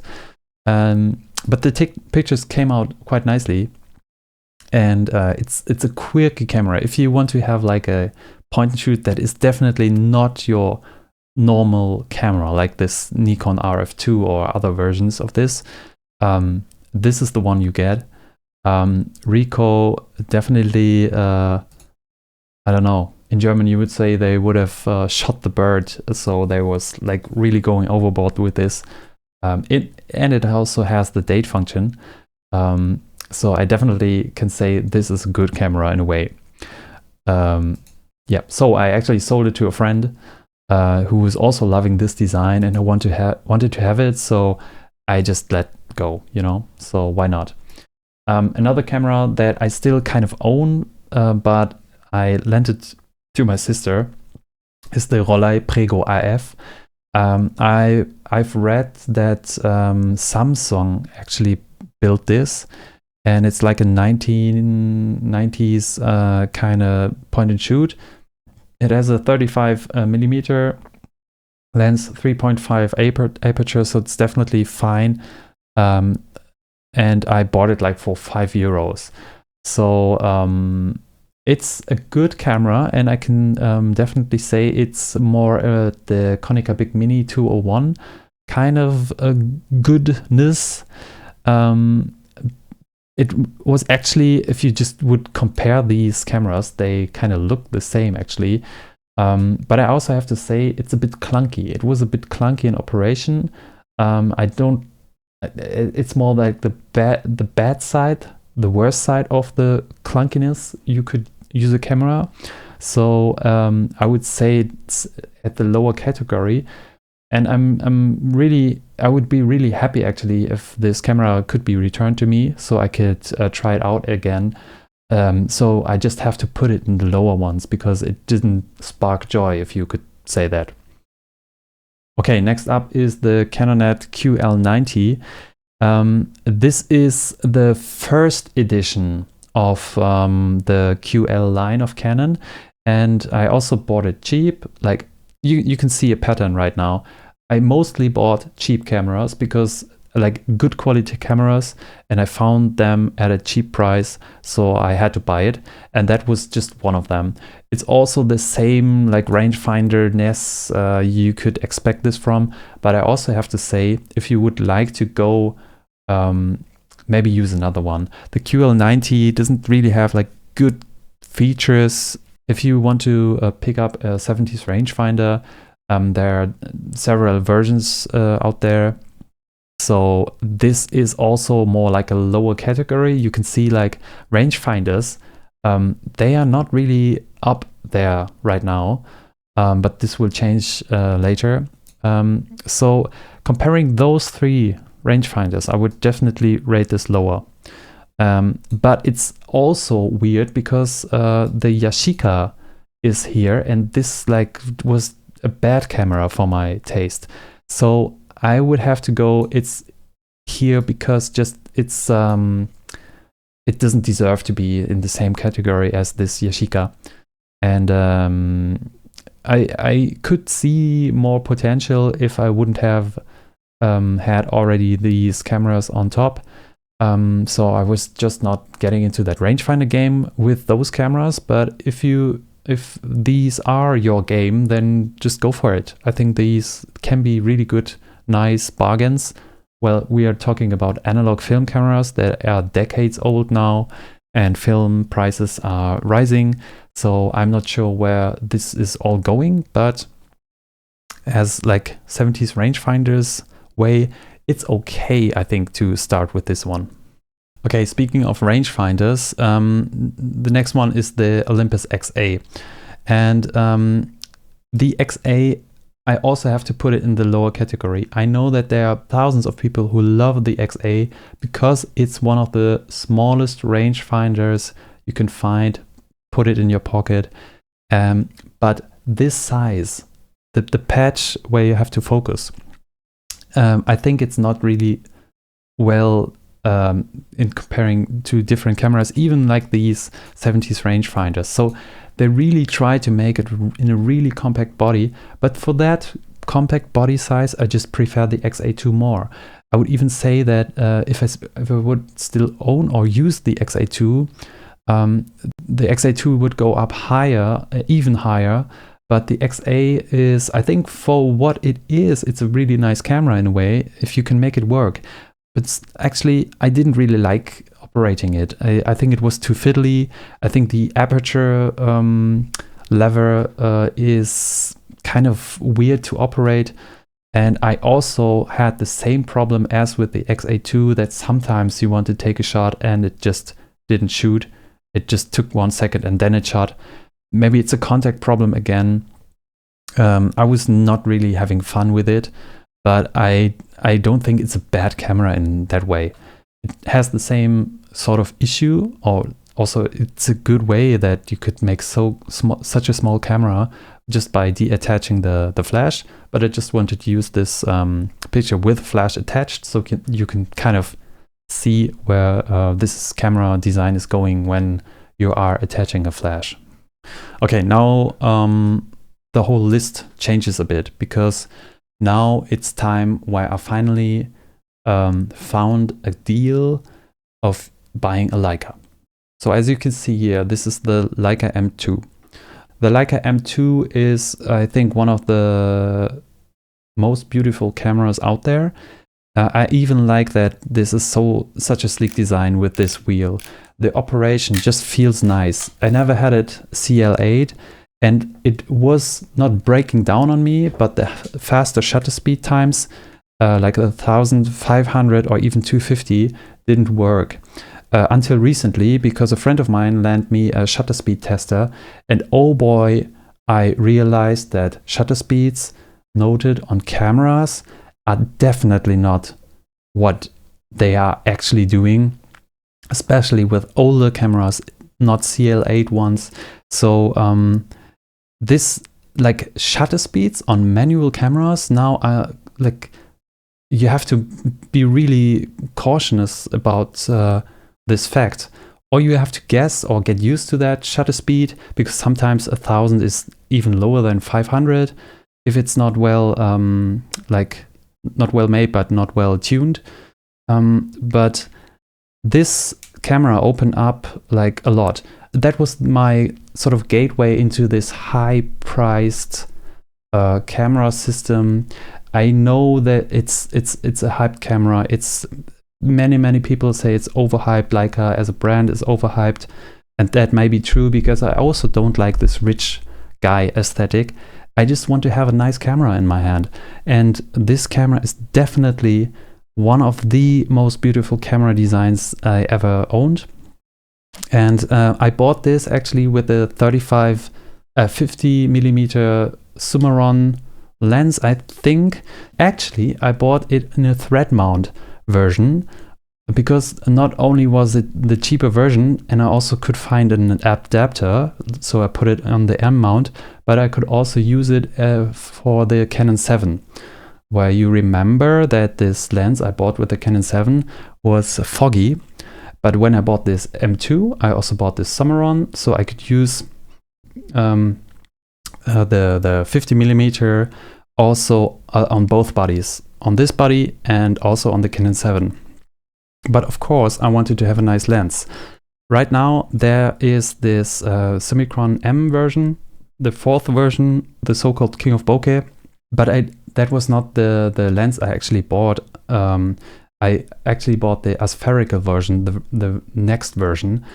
So I thought I would have reached my goal in a way.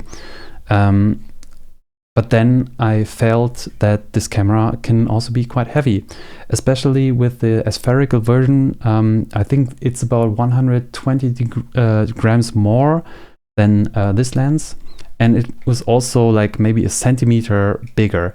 And aesthetically wise, I have to say, these small lenses are definitely better. And I just like small compact sizes, and I like lightweight cameras, as you may have noticed already.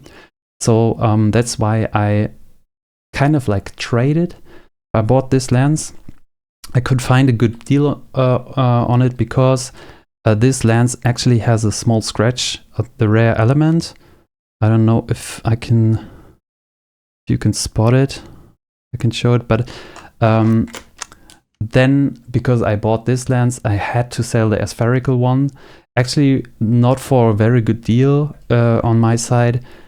So for having like the inferior, or like getting the inferior, like quality-wise, version of the Summicron, I kind of regretted that I had to sell the aspherical one, because I never, and that was the time when I started also to try to go in the dark room and develop my pictures.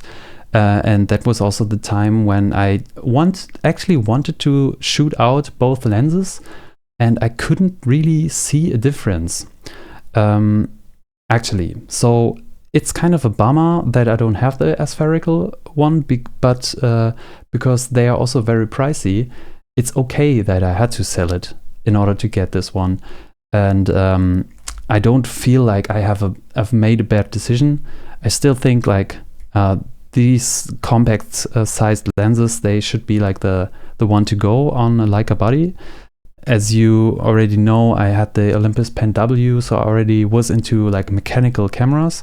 And this is one of the camera, if you just like mechanical cameras, that's you don't think you really need a light meter on a camera body itself.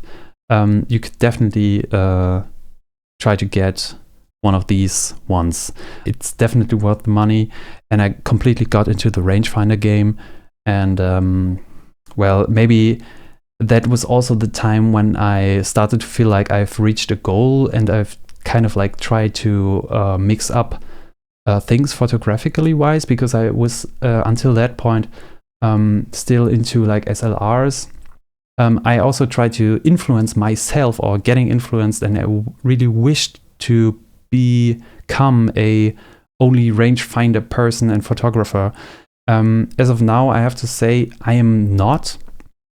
I think it's a really nice addition, like having a rangefinder, but it's not the end of the road, actually. So how do I rate this thing? I just make it really short. I think it's A. The reason why it's A is it's actually one of my classic favorites. It's like such a classic design. But becoming like S tier for me would have been a camera that I would definitely use every day, or even I have such good memories to it. And that was kind of the time where I realized that this was not the end of the road. I'm not finished. I'm not a completed photographer now. I try to think like now I can only make good pictures. That was definitely not the case. So I kind of realized that all my pursuing, trying to find the perfect camera for me was kind of like a foolish way of trying to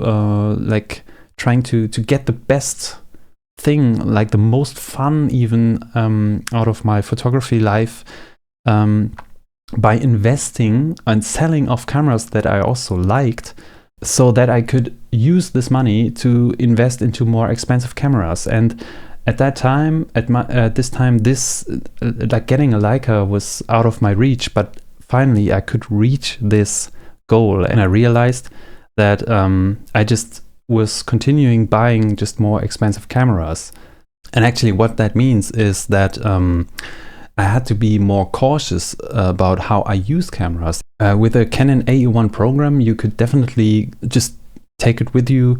If it breaks down, it's not that big of a deal, to be honest. But if an M2 breaks down, or even the lens breaks, or like gets scratched, or you go to the beach or something, you wouldn't probably take the camera with you.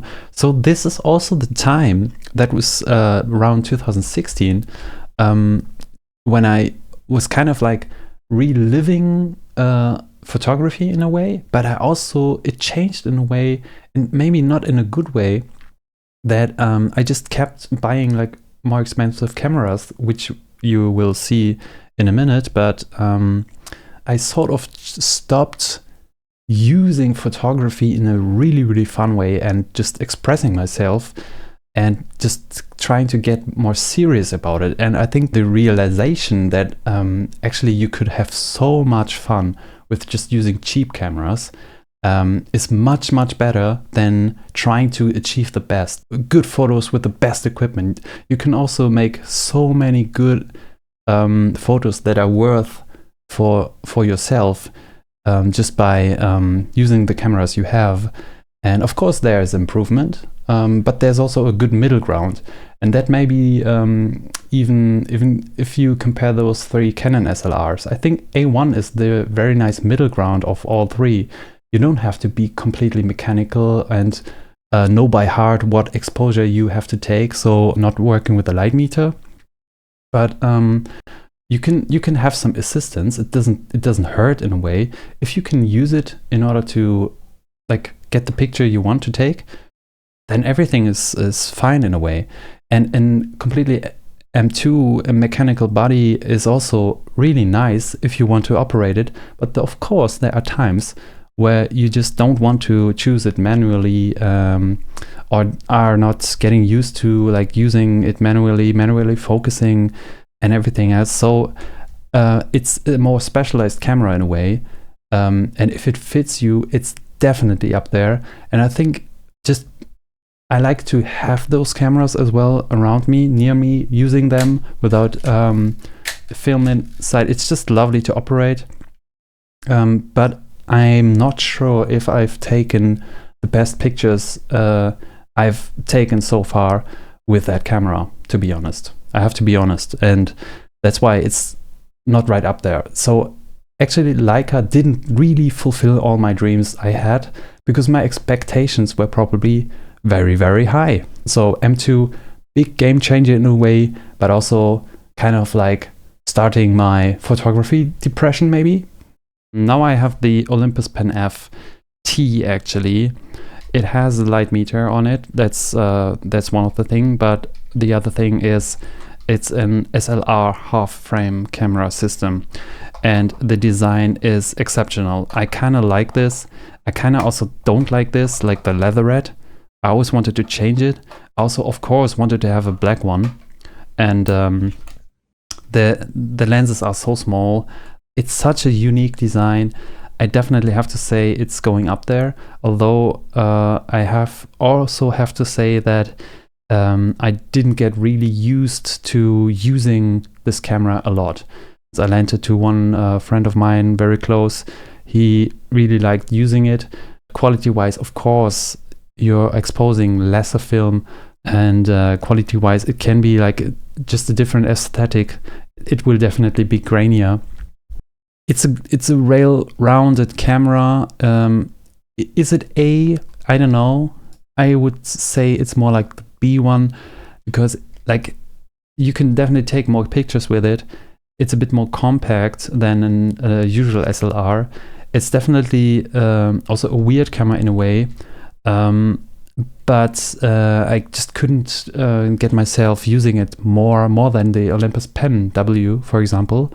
And I also bought some other lenses, but I haven't used them extensively. So the interchangeable system, although it is quite nice, I don't really use it that much because I wasn't getting into it a lot. So I hoped that using more lenses or buying more lenses would help me like using the system. But actually, and also because it's portrait mode, you definitely have to get used to this. But yeah, that way I can only rate it like to a well camera, a very interesting idea, but not up there in the completely top favorite section for me. Okay, the next camera is another Yashica AF-J2 Junior. That's the complete name. It's also one of those bulky kind of cameras I really didn't really like. So I definitely, it has some Yashica T3 vibes, and I'm not sure whether they're all produced by Yashica or was it Kyocera. I'm not sure actually, but I hardly remember this camera, to be honest. So it just didn't have a good impact. it's one of those bulky cameras you have maybe lying around somewhere and not using it that much. There's nothing much I can say about this camera. Okay, the next one is a Nikon camera. It's actually a Nikon Mart. I don't know if it was an FT3 or an FT2. I read online that it doesn't really matter. They're really similar. I don't know if they even have differences. And I just got it from a friend, and he had like a Russian, not pancake, but a wide angle, like fisheye lens on it, and I think it was like 50 millimeters. So I just had fun with it a bit in a way, and I was getting into like Nikon system a bit more, which was funny. Good experience in a way. I think the Nikon Mart, they are definitely good cameras, but like they are maybe a bit more clunky in a way. So you can definitely make them work. Because I haven't used it with a proper other lens than just a wide angle lens, it's really hard to judge. So, and after 1 or 2 films, I gave the camera back. So I'm not sure what I am thinking about this camera, but Nikon as a system can be quite nice. I think the Nikon Marts are not right there yet, although you can definitely make them work, and took so many good pictures with it. Okay, next up is another special camera for me in a way, at least, because I have this camera because of 2 photographers I adore. One of them is Ume Kayo, and the other one is Patrick Tsai. They did amazing kind of street work. I wouldn't say they are street photographers, they're just fun photographers in general. They make stories with their pictures, like funny scenes you can just see on the street in a glimpse, and you have to be ready to take the shot. And they are using this camera. They also are using stickers on their camera, and that's also one of the reasons why I have stickers on this camera, also on other ones, as you have already seen. And I would say this is a really good professional kind of camera, but it's just really bulky. And I also have to be honest, I just used 1 or 2 films on it. The 35mm aperture of 2 is really, really nice, but this is one gripe with the EOS system. They are made for autofocus. The manual focus on this lens is really bad. The rubber is like, it's a bit sticky. It has become sticky. So you don't really want to use them manually. You want to use them more like a point and shoot in a way. And it's a bit heavy. I have to say, it has a date function, which is really nice. And I love how the both named photographers are using those cameras. And I can definitely recommend this camera, but it's also more on the heavier side. And comparing it actually to the EOS Kiss, the other EOS camera I have owned, I would say they are definitely, it's definitely a camera up there. I mean, technically it's a better camera again, but it's one of those cameras I wish I would have liked more than using it, because using it, you can definitely get really nice shots. The work Patrick Tsai also was doing sequential photography, is just so nice. This is just such a well and also cheap camera, but you also have to acknowledge that it's big. It's one of the bigger cameras, at least the bigger 35mm film cameras I own. And if you want to look like using a big camera, this can also be a good point. I would say I'm comfortable with being there, although I would have liked it to be just more up in the A side, but I just can't justify myself to put it up there, I have to be honest. So next camera is again one of the most, like, the weirdest cameras I own. and I have used. It's actually a half frame camera, but it's also a camera. It looks like a camcorder. This is a present of friends of mine. That's also actually the reason why I haven't sold it yet, because I hold it dearly. The other reason is because my beloved artist Sakamoto Ryuichi, who passed away last year, was also doing a commercial for this camera, and I just can't. It's so weird in design. How do you open this up again here?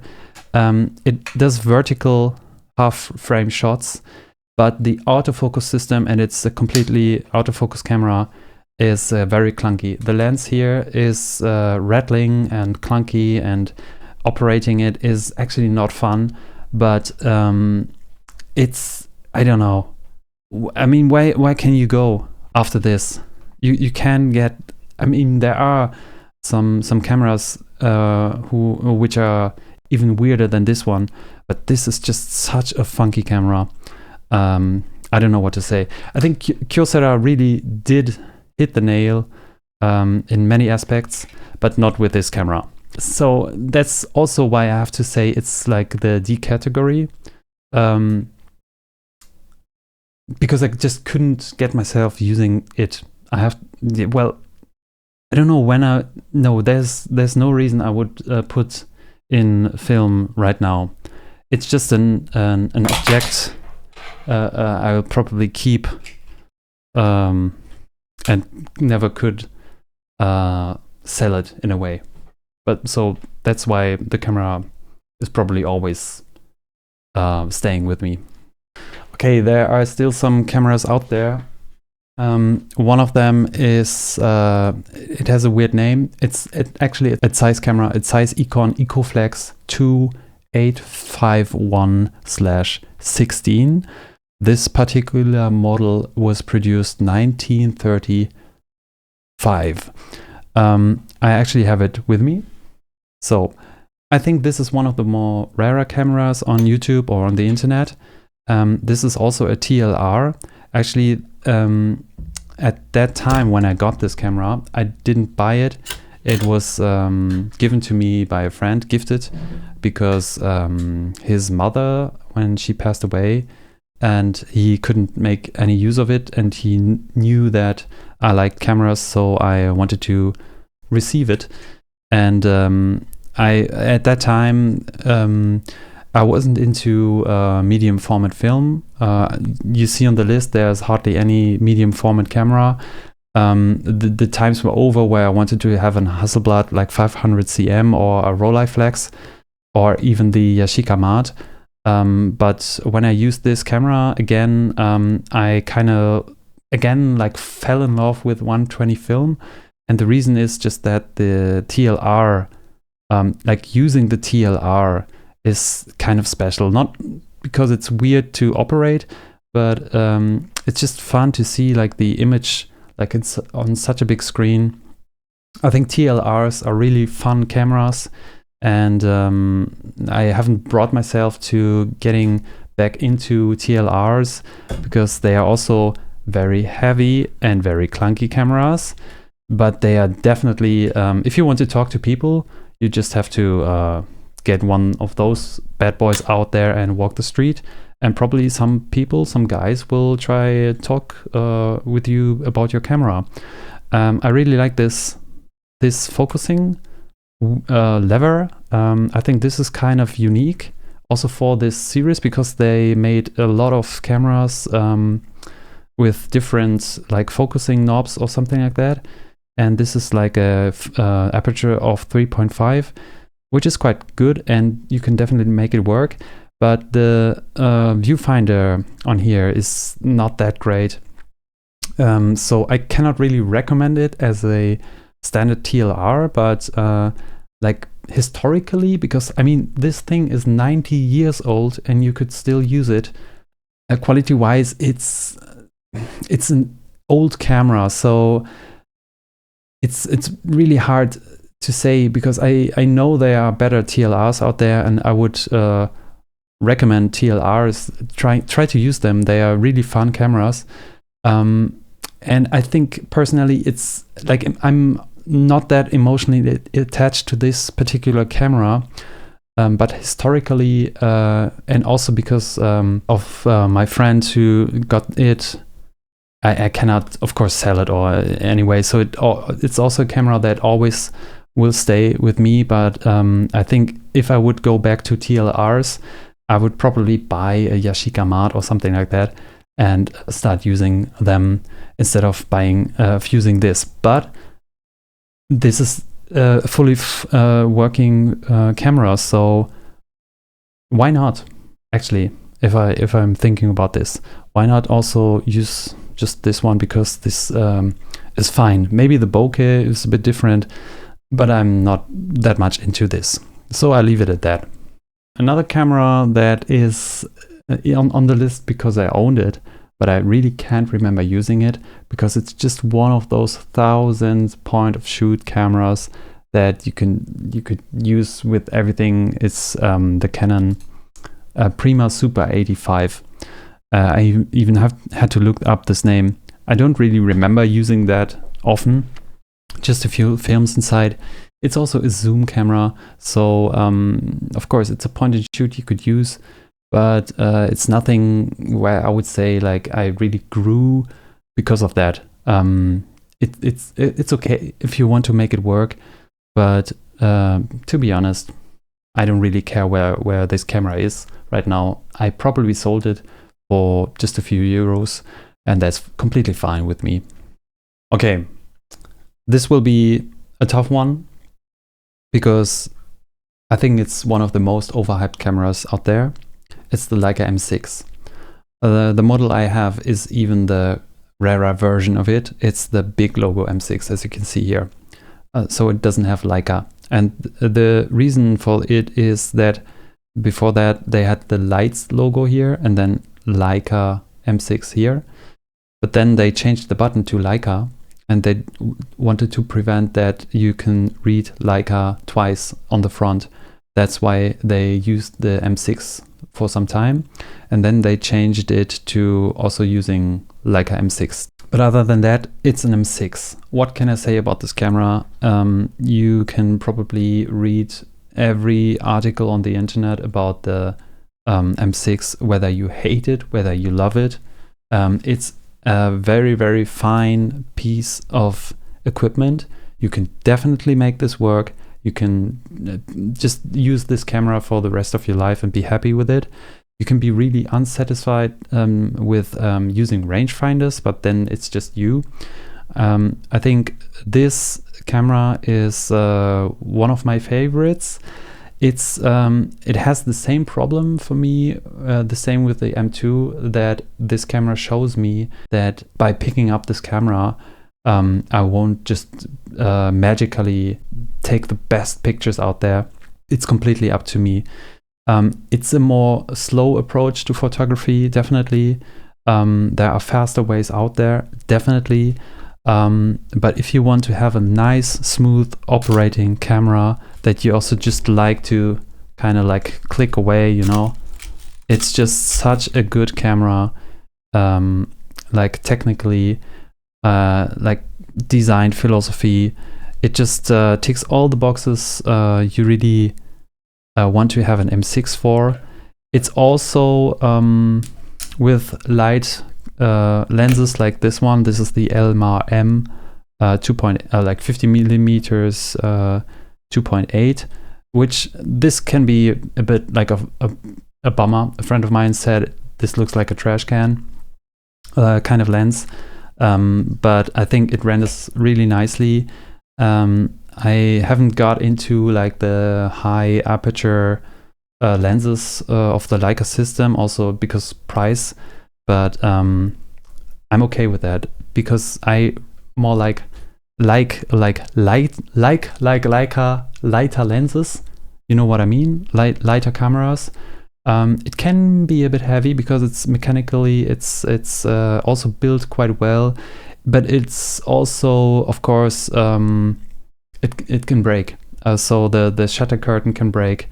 The shutter speed on this is okay, I think. It has the same problem as with the more expensive cameras I own, that I have to take care of this camera, which is okay for most of the time, but I also have to make myself maybe use cheaper cameras in order to have a bit more fun with cameras, if you know what I'm talking about.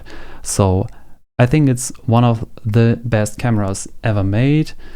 I know many people have said this already, but I also have to say, if I look at this big picture, it's definitely up here. Of the Leicas I used, of the rangefinders I used, it's one of my favorites. And it's also even more useful than the M2 because it has a light meter. Right now I'm more into like silver bodies, so that's why I lean more towards like classic looking cameras, like the silver ones. This, I don't want to tape this up actually. I never did. It's okay for me to have the red dot and everything that comes with it. I think I can't say anything that hasn't been said yet about this camera. I think it's a good camera. If you can afford it, go for it. Right now the prices are even higher than when I bought it.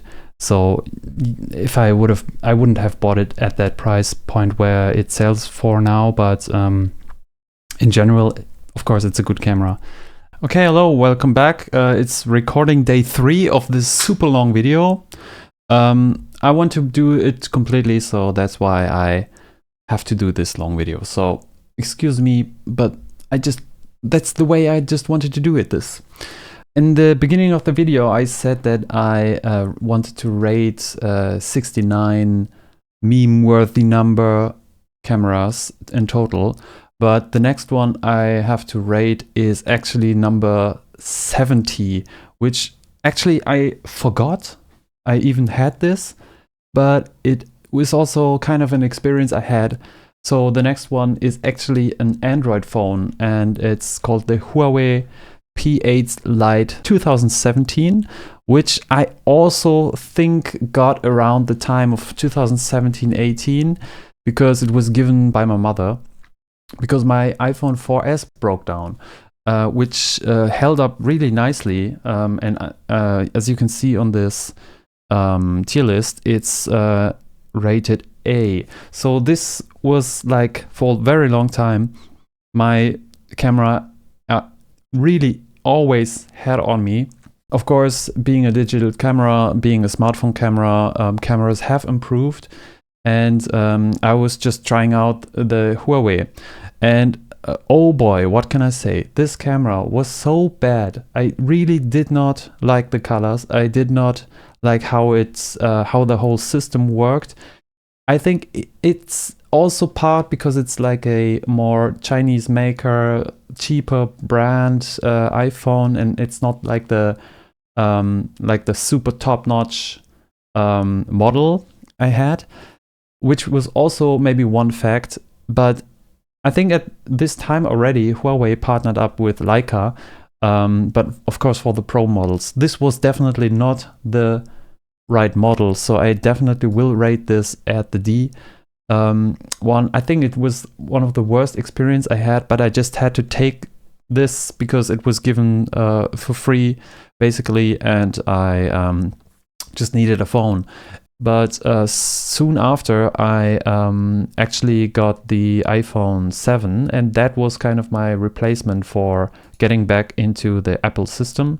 So I will also rate this right now, because actually I think that, yeah, I got this in 2019 in June, and so I had this Huawei for like maybe 2 years, I don't know, and I was very, very happy that I got back into the system. But I also have to say the revelation like the 4S was not quite there, and actually because of I like the color, I had the red one, but the camera was okay-ish. It wasn't that much of a huge upgrade from the 4S to the 7. I think it's quite well upgrade, but actually it's not like it wasn't just like a very good way of I don't know, just I could go back to Apple, and I could back using iPhone, the iPhone camera, the whole ecosystem, which was quite nice, and I still had a MacBook, so I think it was an okay camera,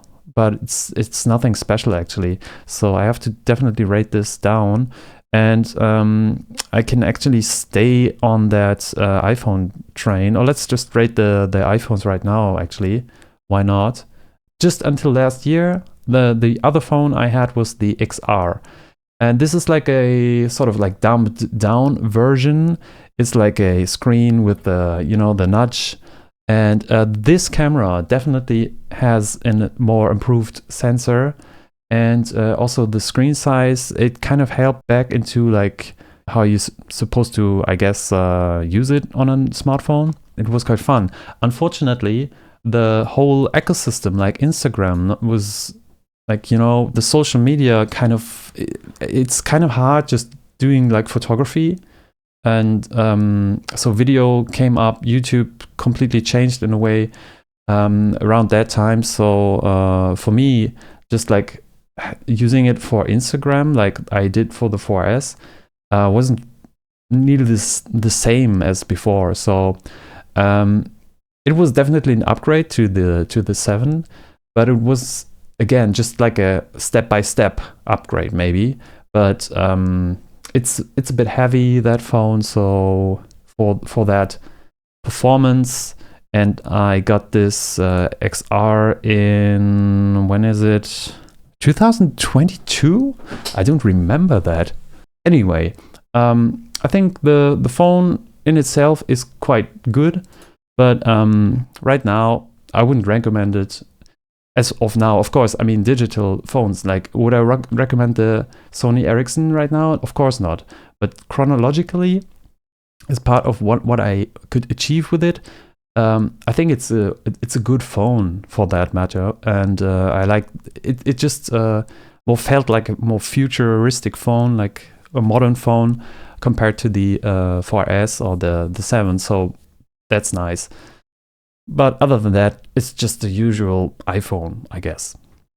Okay, let's get back to some point and shoots. The next one I will rate is the Olympus Mju-1, and the predecessor I rated at the B category. And the fact that this is more like the cheap camera, which is a camera nice to have.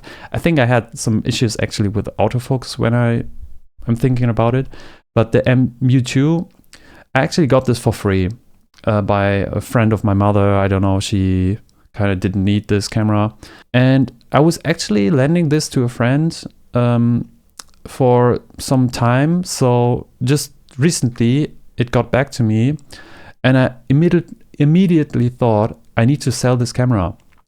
I will not use this. It's tiny in a way, but the design is too much of a trying to be sleek 90s design, just design wise. And I definitely had some autofocus issues, I think. And one of the most annoying things, when you turn off the camera, it doesn't remember the flash settings. Like I said earlier, I didn't look up right now like the Olympus Mju-1 settings. Probably just didn't remember the settings. I don't know. Some people say it's a nice, like it's of course overhyped in a way. It's a plasticky camera.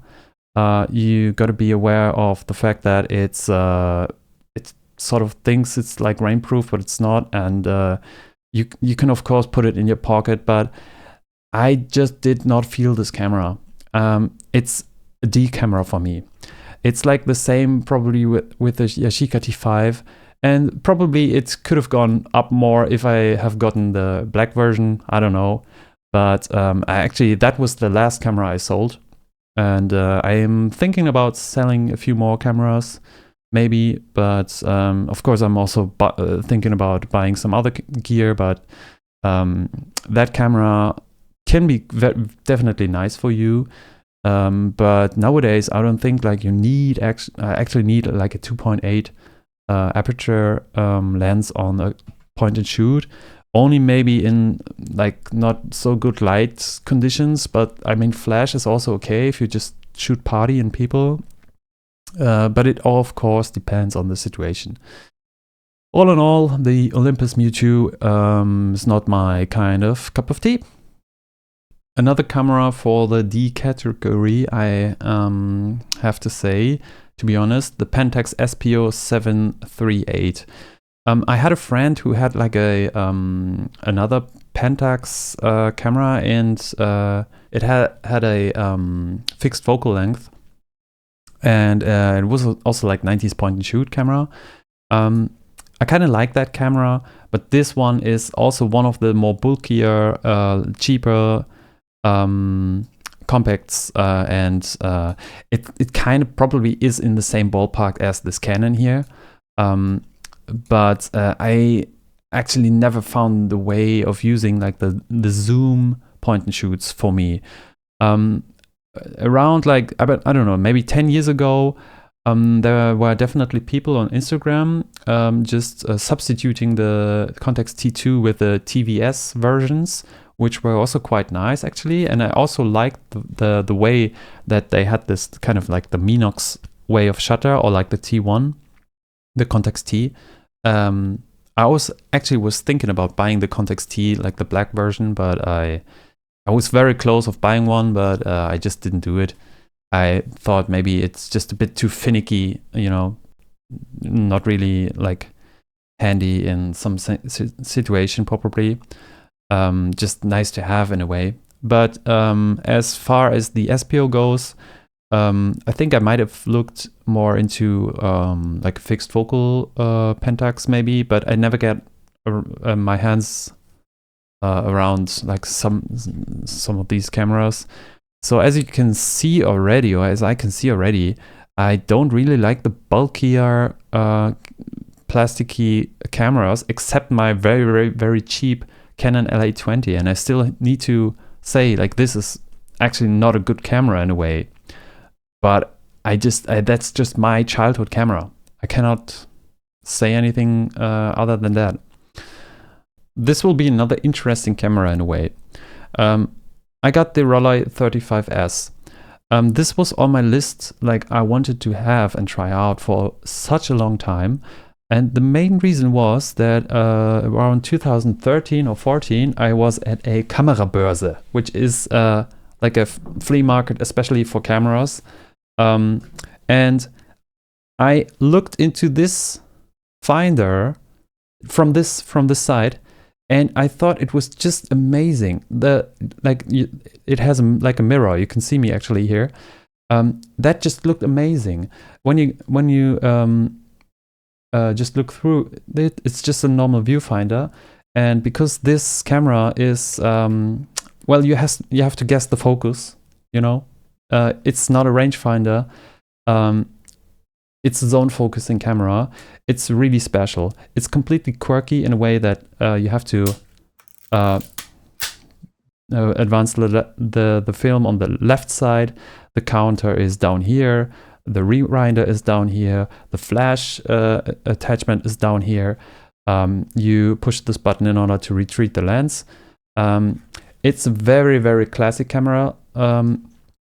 I actually saw one video, I cannot remember it, of a Londoner, I think maybe it was Kai or some other channel, like British channel, and they featured a photographer using this camera. I think the images looked nice, and there was another Japanese photographer, I forgot the name, and he was on Instagram and did so amazing work. I also asked him about how he scanned his pictures and stuff like that. And he was definitely like using this camera in such a good way. And he just had the normal 35 model, because actually a 2.8 focal, not focal length aperture is not really helping you with trying to get the focus down. I was actually thinking about buying a like a rangefinder, like an actual, like from Bosch or I don't know what. like a laser pointer rangefinder, you know, to actually know the exact distance so I can set my pictures up better in a better way. But anyway, I got this from eBay in 2020. I was searching actually for a made in Germany one, but I just couldn't find one for my price point. And I think these are kind of like great looking cameras. They are a bit like thin metal and stuff, but so they don't really get into this high quality, like you don't feel like this is like such a well produced camera. It's a mass produced camera, that's for sure. And they had so many models. I didn't really look into that Rollei 35 AF model, like which released last year, but I hope they are doing well. For me, this is more like the classic one, of course, and I'm not sure. I might have to check it out, because I mean the focus was one of the things most also hated things about this camera, or that's one of the biggest reason why many people didn't try this camera. One good thing is actually, if you just look from the top, here you can here's everything you need to know. You can see the aperture, you can see the shutter speed, you can see the distance, and you can even see the light meter. So from to shoot more, like to guess the distance and set everything up, you can actually do this from the top. This is quite good actually. So you have to get around working with this camera, I guess. So I haven't tried out this camera a lot.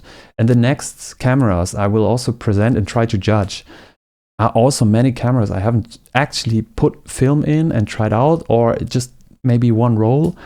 So it's really hard to judge from here on, but I'll still try my best, considering what my expectations were before I bought it and what my experience are, even without like maybe not judging the film quality, but also just watching like how it's, or like judging how it's kind of like motivates me to use film, to use the camera, and what I think about the product or the camera in itself. So that's also another reason why this is of course on the list. I have used this, but I don't remember like, this shot was definitely taken with this camera. I have to look it up actually.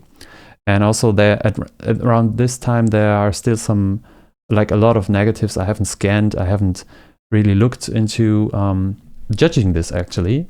I would say because of its quirkiness, and I like quirky cameras, you should have known already. I think it's very, very high in the quirkiness. So I guess I have to put it up here. So it's definitely a good camera in a way, but I can totally understand it if it's not for you. Is it for me?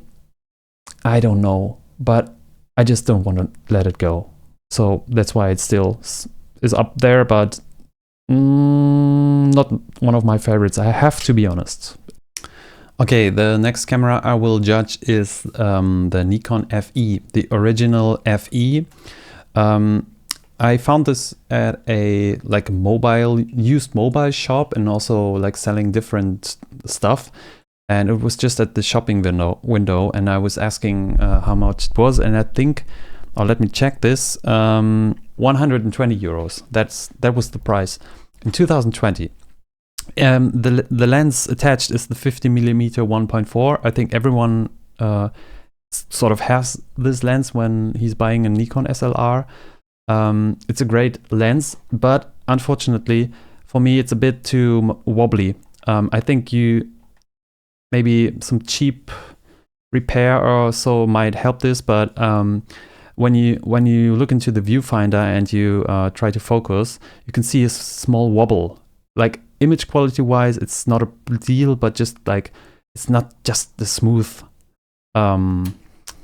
operation. But what I really like, this camera is you have to use a battery, but there's also the M90, so it's 90th of a second. And it's working even without the without a battery. And of course, B is also working, but that's it. For the rest, you have to use a battery. and it has the auto settings. So, and also with keeping in mind this is an FE, it has like all the things you really need to have for an SLR. I think it's a great camera if you're a starter, or if you are not a starter and just want a more light camera. Unfortunately, this lens attached is then more on the heavier side, but I only have 2 Nikon lenses, or actually 3. I have the 50mm macro lens. That's actually a good combination to get it more lightweight. And I have to say, although I haven't taken many films with this, I have to go and put the Nikon up here in the A category. And the reason is that it really reminds me of the A-1 program. And I think both are kind of similar in a way how they operate, because this also has an auto setting. And it's because it's lightweight, it looks classy. I have to say that it's such a good decision that they didn't put in the FE2 here, or like the FE logo here. I just like that it looks so classy. And that was also like my beginning in order to be like get the feeling of what it would be if I would have been more like a Nikon kid and not like a Canon child. And like I know there is and always was kind of rivalry. Now there are other competitors even in the digital market. Everything changed. Nikon is like mainly a camera manufacturer, so nowadays with the ZF and other cameras, they try to cling and not getting eaten up by Sony or other brands. But actually, as like the camera goes, I think this is like one of the most classic cameras you can buy. You don't really have to go full mechanical on this one. Like it already has like electronic features, of course, and it's like an electronic camera. And I would have liked to have an F3. Maybe this is a goal, I don't know, a future goal. But for what it is, I think it's a good camera, and this is definitely worth checking out more. And I think also one of the next films I want to use is with this camera. So I think it's definitely in the A range. Here I have another classic camera. Thank you, Maitani-san, for giving us such great cameras and camera designs. The Olympus OM1, the original OM1, the Olympus XA. He also released the Olympus Pen. I have to say, this guy was one hell of a designer. And the OM1 system is also comparing to the Olympus Pen F system, has some quirks which are very Olympesque, like at Nikon, for example. And I have to still say this. So I just want to make a small thing. When you want to turn to infinity, you have to turn this way to the right. So the infinity is on the completely left side. As a Canon guy, you can see this is an FD lens, the 35mm f2. Infinity is on the right side. So this issue, like how to turn to infinity, I always, when using the Nikon, I want to turn it like this, but it's the other way around. On a Canon, I just have to use this, and I think I'm very used to turning it right. Now, Olympus does it like, I would say, the Canon way, but what Olympus always kind of did was the shutter speed. It's here in the front. This is not annoying in a way, it's just like how things are, but this is also how the Olympus Pen kind of works. So just comparing this, we got the shutter speeds here. So just like the Rollei 35 I showed you, this is kind of like a quirky thing. Shutter speeds for me are supposed to go here. So like on the Leica, like on the Canon, the Nikon F, shutter speed is here. I also would have loved to get into the Contax SLR system, but sometimes shutter speeds are here. And I don't think that's really practical. I think here's the best place.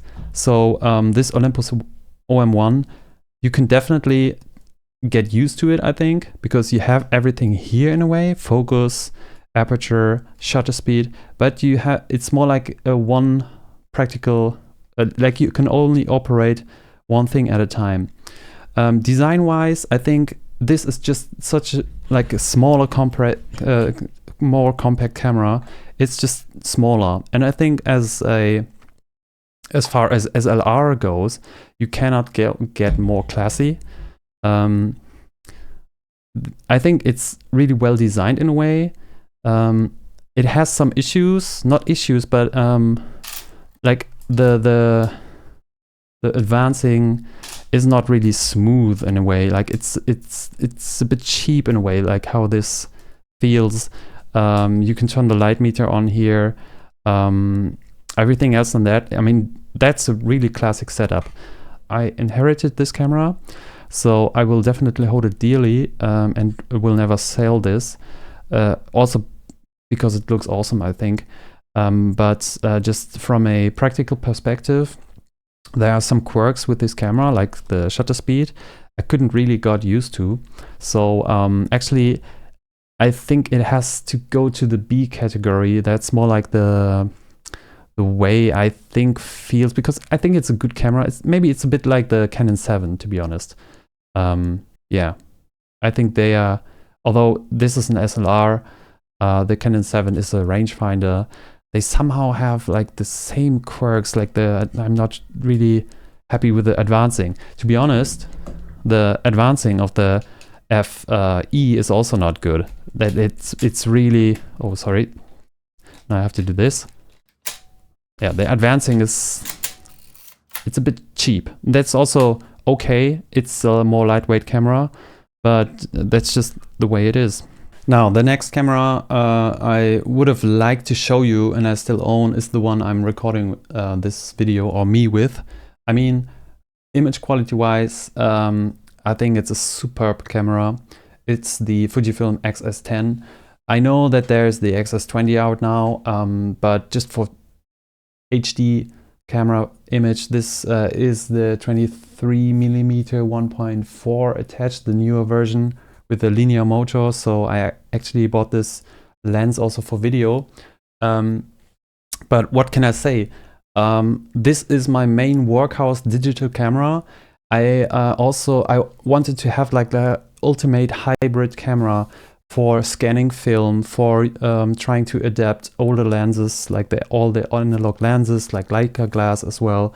I wanted to have like a classic filmish kind of camera, and I know that this X-S10 is kind of like something in between, because it's a Fujifilm, yes, but it also has the PASM dial, or PSAM, I don't know, and so it makes it more digital, more Sony-esque.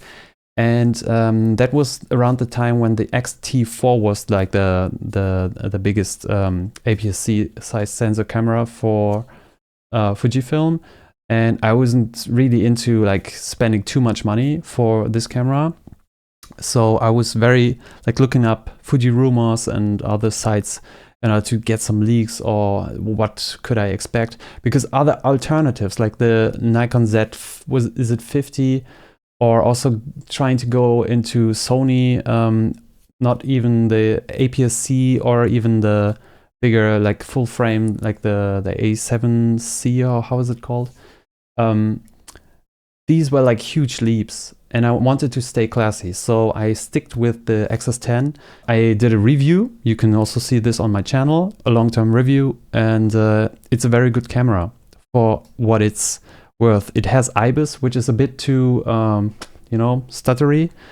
I think it's A. It's not S because, it's the best digital camera I have at the moment.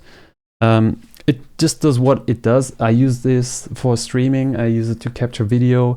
I sometimes take it off the tripod in order to scan my film, which I want to do more regularly, but the workflow, I just can't bring myself to scanning film. I'm so lazy. And of course, I also use this as a photography camera. The film simulation They are definitely nice to play with. Sometimes it's just good to like just stay on standard and then maybe adjusting a bit, but that can be everything. Classic Chrome is also nice, and I mean, I use the Eterna profile for video, so it definitely has very, very good film simulations as well. Like, you can use, very easy to set up in a way. And yeah, I kind of wish I would have gone for the X-T4 maybe, because you can also separate it to video and you can still use it as like having the shutter speed and everything, so you can kind of like shoot manually in a way. But it turns out that this camera, I'm not really into like adapting lenses and using this with manual focus lens. It's not fun in a way. So that's also one gripe I have with this whole system. Not only that, it's of course APS-C, so I want to use the full Summicron 35mm, like on a full-size camera, maybe. Maybe that's something for the future, but I'm not sure yet. So, like digitally, I think XS10 is the sweet spot for me right now. So it's a very good camera, and I have no regrets buying this. And it enables me for so much I want to do digitally. So yeah, this just stays with me for a few more years, I think.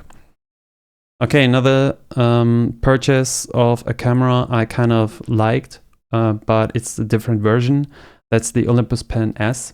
I saw this in a very small pawn shop down an alley. I didn't have really much time to, I saw the price was okay and I wanted to buy this.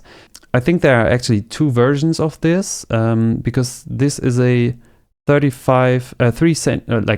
millimeters 2.8, and I think there might be a 3.5 lens version as well. I was thinking about, I want to have like a partner of my Olympus Pen W, which is not like a wide angle. The Pen W it's like a 35mm, and this one is more like a 50mm. That's also one of the cameras I haven't put film in. I think it operates nicely. It's also completely mechanical camera. I like to take it apart. It's like sturdy. It's a bit on the heavier side, but that's what makes it nice in comparison to the Rollei 35S, for example. I think it's a bit more like sturdy camera, and I am used to these controls. So I will definitely try this out, and I think it just looks classy. I really like Maitani's designs. He did a really good job. So kudos to him again. And yeah, I just like the pen system in a way. How could I judge a camera I haven't used actually? I can only estimate, and I would estimate this camera to be like also here in the B section, because if you want to use half frame, if you want to get more close to like a 50mm lens, this is the and you like small, compact, classic cameras, and I think that this is a great great way of getting into this and using it as what it delivers, or what it offers you actually. So that's why it goes there. Now this will be a difficult decision. The Canon new F1, so the new pro model of the Canon F1 professional range, it's probably one of the best cameras Canon made technically for the FD mount. But it's such a heavy camera. I bought this in late 22, and the reason for this, I don't put it in A, but I just want to see or show you the pictures here in comparison. The thing is, I kind of longed for trying out the FD system more. I had the older F1 version, which I really liked. It's a heavy tank. This is also a heavy tank. This feels more modern. but there were some quirks I just couldn't wrap my head around, and one of them was that if you want to use the automatic shutter mode, I think you would have to use another viewfinder or a motor attached or something like that. So I know why they kind of did this, because it was for the pros and they had the accessories, but nowadays you just want to use the camera in a way, and it should offer you all the aspects it features without having like other attachments. And I also think that this more classic viewfinder looks nicer than the AE viewfinder, or how you call it. So technically it's a very good camera, but it's also heavy. I have a friend who loves this camera, and I also bought some lenses with it. So I kept the lenses and sold the camera because I just couldn't. I didn't really. It was not vibing with me, or like the advanced lever. I realized the advanced lever is really important for me, but that's why you want to use it in the hands. I cannot rate this camera high. I have to go lower. I have to go to the C. It's definitely a very good camera, but it was so heavy in a way. I even think about like going here, but that wouldn't be. Can't put this camera down here. I think I would go with C.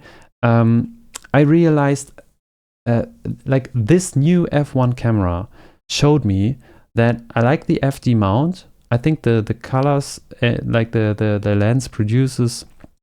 I like also the color scheme of the FD mount lenses, but this camera was just such like a highly engineered tank. The F1 here was more like a super classy tank. I don't know why I use tank so much. I actually hate the term, like using like war machinery or like you know, shooting a camera and stuff like that. I don't want to affiliate this with war or something like that, but that's somehow just how you describe it, unfortunately. But anyway, this feels more like classical mechanical engineering, and the newer F1 looks or just feels like more modern approach to engineering, and which is completely fine. Design wise, they made some good decisions, but somehow I think there are better options there, and this actually like put me in the position where I actually long for an A1 recently, or since I own this camera. Actually, I just want to have a more lightweight camera that also has every feature I want to have, and the A1 delivers this. Or even go back to an AE1 program and just like how it operates, being lightweight. You don't have every feature I really want, but it doesn't matter. You can take just some pictures and that's it. Just something like that. What hinders me is that I still have some cameras I want to try out, and I don't want to become a camera collector, so I have not invested anymore in this system. But I think future-wise, I will maybe get an A1 or an AE1 program in black, or even in silver nowadays. I'm not sure yet. But for the new F1, I didn't. It took quite a lot of time to realize this, and then finally sell it. But I think I did the right decision. As you can see, this list, there aren't many cameras left, and I have left the iPhone 15 Pro. I have gotten 1, 2, 3, 4, 5, 6 cameras on here, film cameras, and all these 6 cameras I actually bought at the same trip the last time I actually went to Japan. And I was definitely having an itch to find something new for me, and there were different options, which I will come back later when I wrap up this video. But some of them I haven't used yet. Some of them I started using and fell in love with them. So I will just try to like go through them quickly in a way, but I also have a lot of things to say. So the first one that comes up is the Fuji DL202 date, and I have to show you this camera. So I found this camera at a local hard off. I was actually going through several hard offs during my stay in Tokyo, and actually I don't really think like many hard offs in Tokyo are, they have quite nice selection, but they realize, they know they have good cameras, and they also price them accordingly. There's still the junk corner, but I think there's a lot of junk actually nowadays. It's very hard to find like stuff like the Contax T2 I found for 100 euros around. At the time it was sold for 600 euros. I don't think this will happen anymore. I see overpriced cameras at hard off, probably connecting dust. This is the way it is. It's okay. I had my fun with hard off, and I will always love to go there and try to find a new catch, because I still have some cameras I want to try out. But I think this time around I was kind of like also being lucky. So I found this one. This is like a 32mm, which is kind of interesting focal length, because it's a bit more wider 35, which is okay, because when I have one thing I don't like about 35 is that sometimes I want to shoot a bit more wide angle and I'm not able to. This is such a good 80s design, and actually in the same drawer of this junk section where I found this camera, there was also the first version, the DL200 date, I think it was just called, but it was not in a really good condition. And this one is also like, look at this funky quick load mechanism. You can actually pull this up, so you can open this up. I think the first version was not really healthy inside. The problem with this is the battery compartment. I don't have a compatible battery, and you need this thing here to operate the camera, and everything else on that, I haven't actually tried this out. It's a kind of like a quirky camera design, which I like. I like that it has a date function, so I'm really eager to try this date function out, or if it works. I think Fujifilm does yellowish date function, and I don't know how this will turn out. I like the color it has on the plate, that it protects the lens, but I just have not tried it out actually, and I can only expect that if it's working correctly, it's working probably okay. Maybe the focus will be an issue, but as a design perspective, I think it's really nice, and I want to try out a Fujifilm compact camera soon. So I can only, well, because I haven't actually tried it out, I can only rate it at maybe here. Maybe it goes along with the I have kind of like not that high expectation of this camera, but I think it will probably work out fine. If you find one of these cameras, go ahead and try them out. I think they are kind of overlooked. Maybe they are also hard to get or hard to find. And I think this is one of the more like better 80s design. So yeah, it just goes up here. And just to complete the list with cameras I haven't used, I will just continue with another rare find actually. So at the trip to Japan, I was actually trying to find a 6x7 camera, and I didn't expect to find a Mamiya, but I got my hands on a Mamiya. But this is the 35mm film Mamiya U, and when I looked at this camera, it was wrapped around the plastic, and it had this yellowish dot here. That's actually like of a balloon, a rubber that deteriorates, and this was really icky and it looked like nothing. I just had to pull this off actually. So this is one of the things that's not good. The whole design is so weird, but also so nice. It looks like the Death Star of Star Wars. In a way, you open up the camera here. It has like a nice yellow touch here. And what I also like, this actually reminds me, like the zone focusing system, it reminds me a lot of the XA2. And it has some smudge here. I have to clean this. And it has a flash that pops up like this. I think design-wise, I'm really eager to try this out. There's also like a rewinder here, a classic like XA. I think maybe it tried to copy the XA in a way. And how do I even open up this thing? Yeah, one aspect is that this battery door might break, like this bit here. So you have to be careful. But it's also using AAA batteries, which will be very nice. I think it's a really nice camera in a way. I'm really eager to try it out.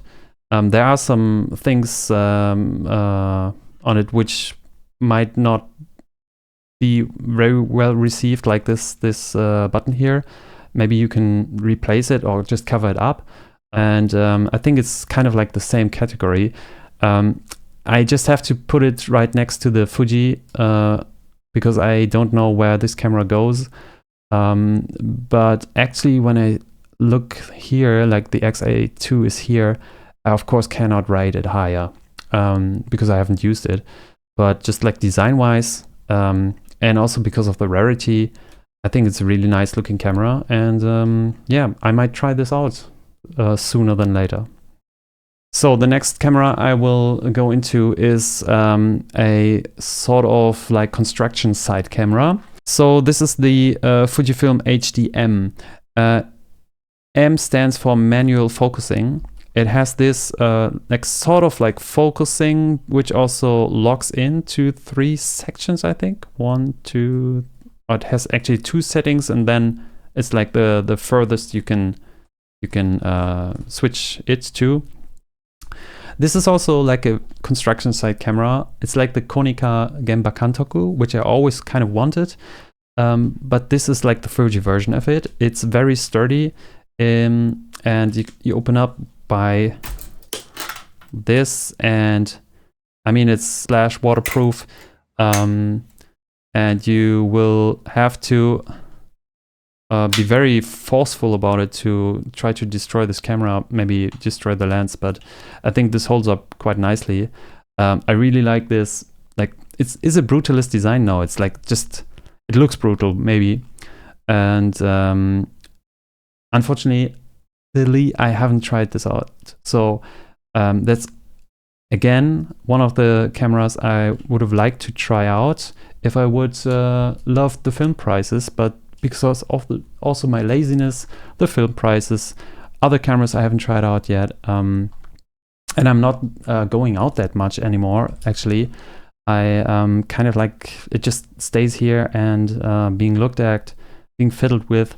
I like that the controls are very fixed, like you cannot accidentally, you have to really, you know, turn the lever here to flash on, or I think this is, what is this exactly again? I think this is self-timer, and it has a big ready sign for the flash. So yeah, and here's the rewind button. So even with gloves attached, you could rewind your film easily, which may be a bit dangerous, but yeah, maybe also trying to get a Genba Kantoku more in the future. But before that, I want to try this out, see how it performs. It also is a bit like foggy in here, so I'm not sure how it will perform, but I can just put it in here because as you can see, like recently my purchases, I haven't really gotten into using them, but admiring the design, choosing more carefully, and I like living by expectation in a way.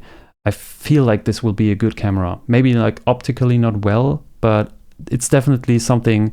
If you take this to a party, you probably will have to talk with the people about this camera a lot. So that's one thing maybe. And here comes the last camera I haven't really used, but the next film I'm trying out will be on the Nikon F2 Photomic. So this thing is also a beast. I mean, look at the viewfinder.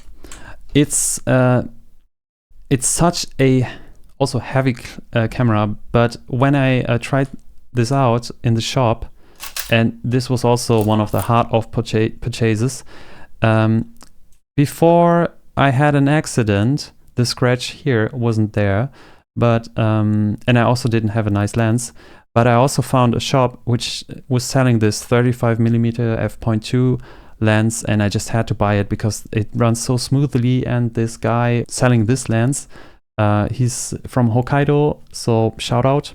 I can maybe link the shop, I don't know. But he was also like a repairman, so he can clean up and sell gear very well. And you know that the stuff he sells is in nice condition. So this lens plus this camera is also very, very heavy. It's on this on the side of F1, also the new F1. But it's also, except this lever thing, which is like flingy, there's no way to lock it down in a way. I'm really eager to get more into the Nikon system, and also like trying to get used to where the Infinity is, for example. And I heard many good things about the camera. And this was also kind of a purchase where I actually tried to find an F3. But F3 is of course like another kind of camera with more electronics in it. And this is just like the classical, this is more like the Canon F1 kind of fully mechanical camera that operates nicely. I checked the times here, the shutter speeds, and they are like on point. They are so well. So I think this camera is made so well. I like the fact that Nikon always puts the lens more like to this side, to the right side, so your right hand will have more space. This is always something I kind of think that is cool. So yeah, this is the next camera I will try out. I think it goes up here at the A rating. What it gives me is like these F1 vibes here, and I don't think I will be disappointed. Maybe because it's heavy, yes, maybe I won't use it that much, but that's just the way it is. And having such a classic camera in a way is also kind of cool. Maybe it just doesn't hold me up from buying an F3 in the future, but we will see. Okay, there are 3 cameras left to judge. And I can already say that the last 3 cameras are one of the most favorite cameras I have used. So is also the Konica XR. I always wanted to have this camera. I wanted to have this camera for around like 10 years. There are some photographers who I really like, also Japanese photographers who are using this camera. This camera feels like a point and shoot Leica in a way. Sometimes it can work like a charm, like fast focusing and just getting the shot. Sometimes it's it just doesn't want to let you shoot the image, because if you have if you are not fulfilling the minimum distance, it won't shoot. So sometimes you have to tell the camera to shoot to infinity if you are shooting through a window, for example. I like that it has this lens hood. The lens, the picture quality, I think is phenomenal. The only downside might be that the shutter speed is only up to 250th of a second. So if you're shooting with high ISO speed, you can, well, have a problem. And also the fact that my kind of like film to go is like 400 ISO Ilford HP5. But other than that, sometimes if you want to get a shot, you might be lucky and you can turn it on quickly. This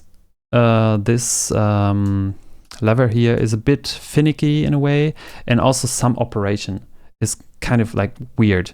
There's also a silent mode, which I really like. It makes the camera a bit slower, but actually it also, if you hold the camera, like press the shutter and keep holding it, and only when you release the camera, it rewinds the film. I think for like getting discrete shots of people you don't know, I think it's really good camera in a way. If you can, you know, hide this camera, shooting people now on the street kind of feels different. Also definitely feels different in Germany. I don't really like doing it here, but I was more just getting used to shooting people on the streets in Japan. I think the reaction is a bit different, also because I look like a foreigner, of course. I have some bonuses, but I also can show them that I can speak Japanese, so I can get into a discussion with them like in a nice way, you know. But other than that, this camera is such a nice rangefinder, which is automatic, which is so weird in a way. I love this camera, and I hope it doesn't break down on me. I found it for a good price, not maybe the best price, but it has the date feature as well. So I actually don't know if I even like the date feature nowadays, but like 10 years ago, I was always into date feature. But yeah, well, what can I say? It's one of my favorite cameras. It's a completely different thing compared to the Leica M6, of course, but it's like these point and shoot cameras in a rangefinder body, and I like how what I can use it with or use it for. So let me take out the camera I fell in love with. So 120 film. Except this EcoFlex, I don't have 120 film cameras. I think after the Seagull camera, I was thinking like maybe the whole process of using 120 film, even in the dark lab and dark room, or even using it, trying to scan it, is just such a hassle. But lo and behold, the Makina 6.7, friends of mine call it the Makita, which I think really funny. I mean, this lens is so huge. This camera is like comically huge if you don't, if you haven't seen like 120 film cameras. This is like mechanical and design perfection in a way. It's very, very clunky in a way, and I really, really like this. I try, or I still want to believe that this will be my main photography camera, but I'm actually not sure because it's so heavy, even for such a small form factor. I have a friend with a Mamiya 7 who likes this, and I have read into the history between Makina and the Mamiya 7, or the development of the Mamiya 6 and 7 rangefinders. And I think the 6x7 format is really nice.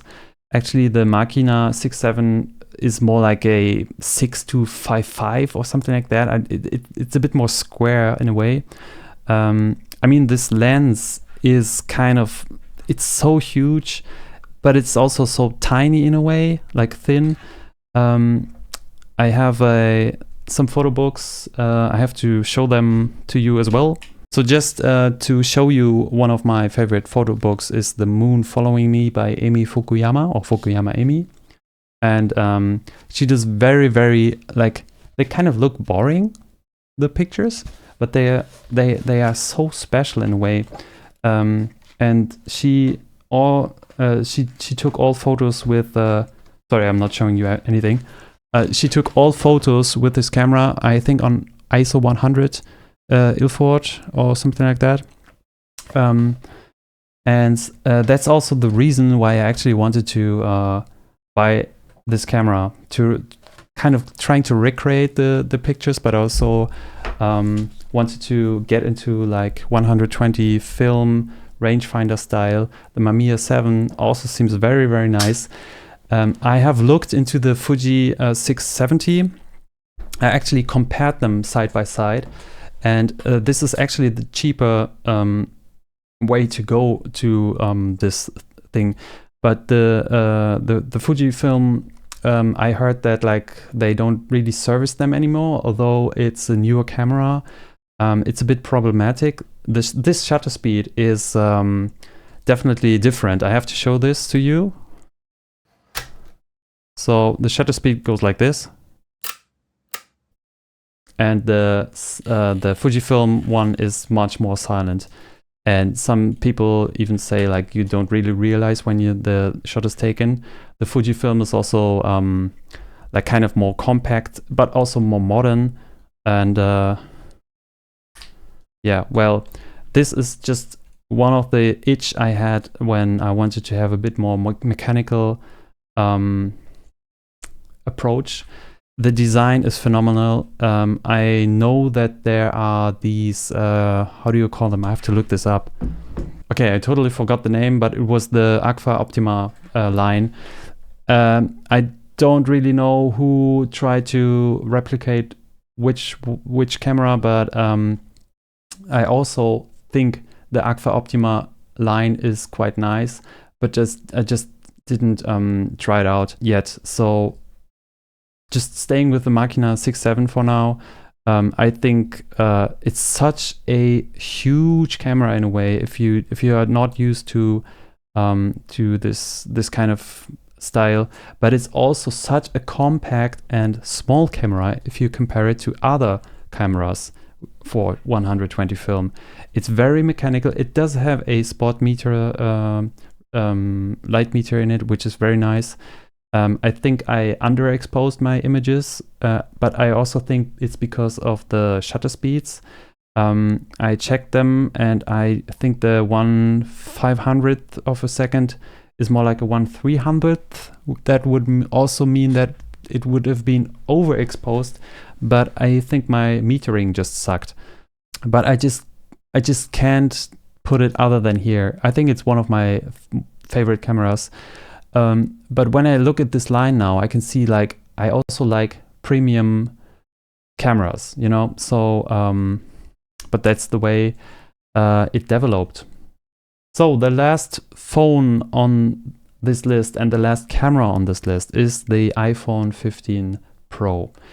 This was kind of my last purchase, and I actually I argued this phone. I'm recording the top-down perspective, so hello, against a telephoto lens of the Fujifilm, which was releasing as well, like 2 years ago. And I chose this phone because I had this XR, which is fine, but I also wanted to just improve my everyday photographic image quality. I mean, this iPhone Pro, the 15 Pro, it has a wide angle lens. It has a 3 times a telephoto lens. It does everything. If I would need a phone, or I would have to take a photo of something, that's my main first thing I have on my hands. And I love the variation of what you can do with it. As like a camera-wise perspective, I think it was the best thing I could have done. So I would also put this up here with, it's just such a huge quality leap. Sometimes it's falling below my expectations of what the camera can do, but then I have to realize it's just a smartphone camera, and just a smartphone camera is something, I don't know, last year it was the best model you could buy, but, and I cannot say that it's like the one of my favorite phones, because it's also heavy, I have to say this, and the action button, it's on the wrong side, to be honest. But just to show this for you, if I would take a photo, the action button is here, right? Here. So I would take it like this. If I want to use the action button as a photographic, you know, a shutter release, but I want to grab the phone by like this. Now the 16 Pro is out, and they added the action button or new camera button here. This is, I think, the perfect way to do it in a way, because then you just have it like this. Of course, nowadays I would go to the 16 Pro, but I'm also, right now I'm on the train like having like a most recent iPhone, which is okay, because that's where I do everything, you know? So having these lenses with me all the time is definitely, has definitely improved all the photos I'm taking of my everyday life. Unfortunately, I'm not taking photos nowadays of my everyday life with cameras like this. So both are kind of titanium, as you can see.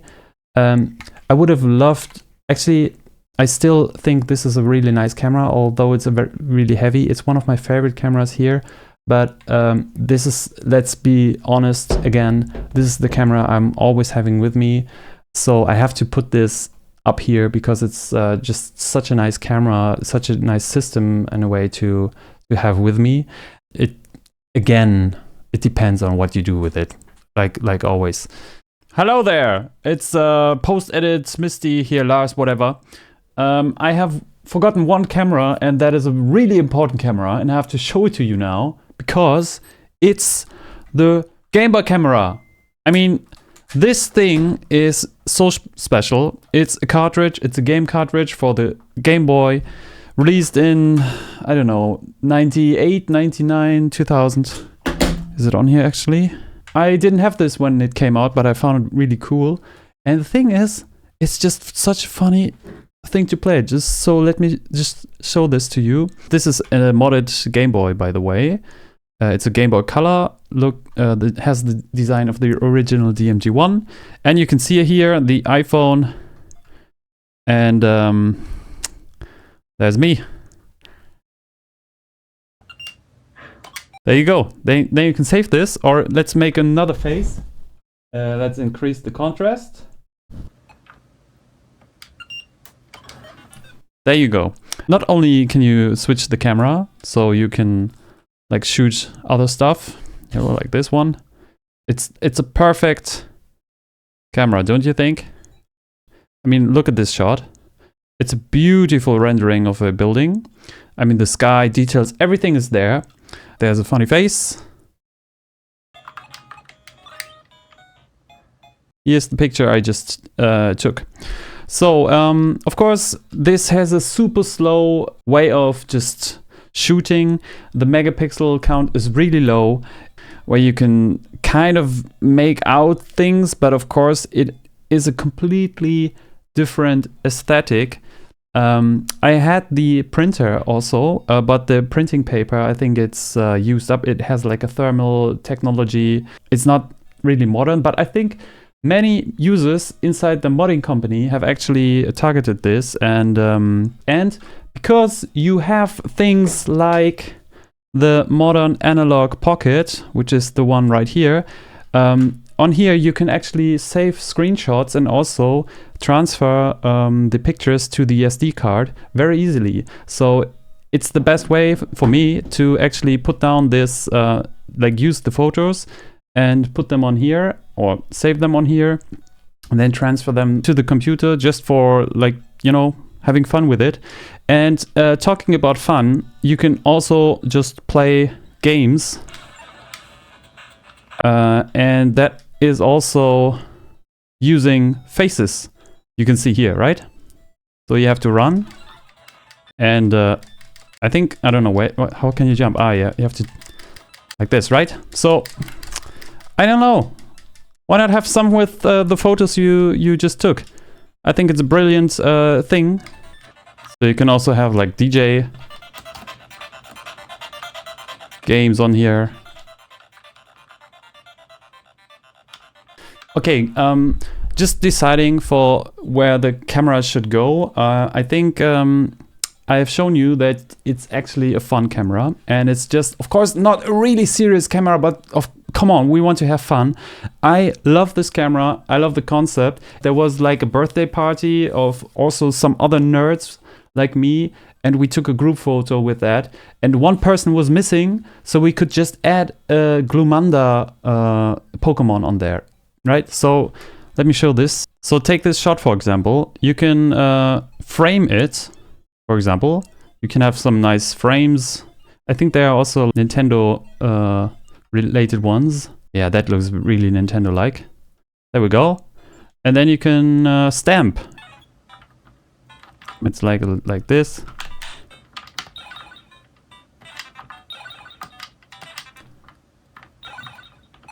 Here you go.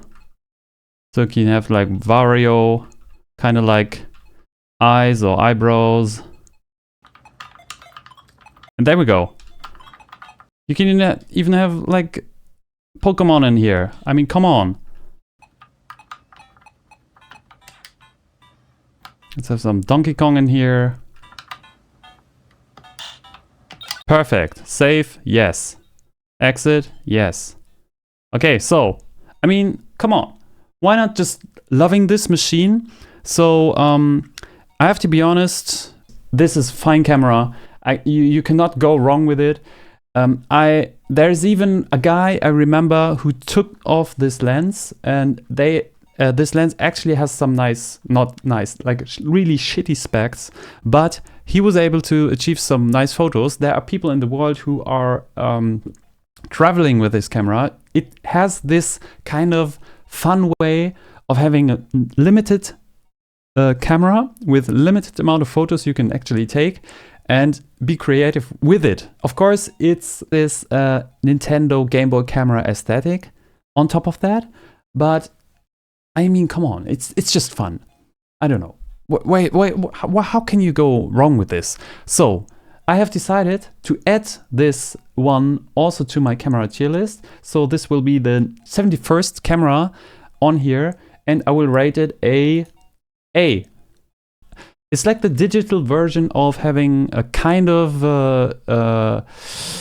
Polaroid, Fuji Instax style. It's different, it's digital, but you can also print them in a way with the Game Boy printer, but also, I don't know, maybe you could even print this on a Instax and then have fun with it. And that's like the most special thing you can do probably.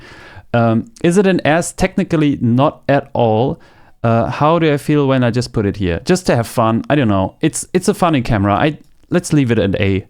So there we go. I just edited this list, and I think here zoomed in, this should be the complete list here.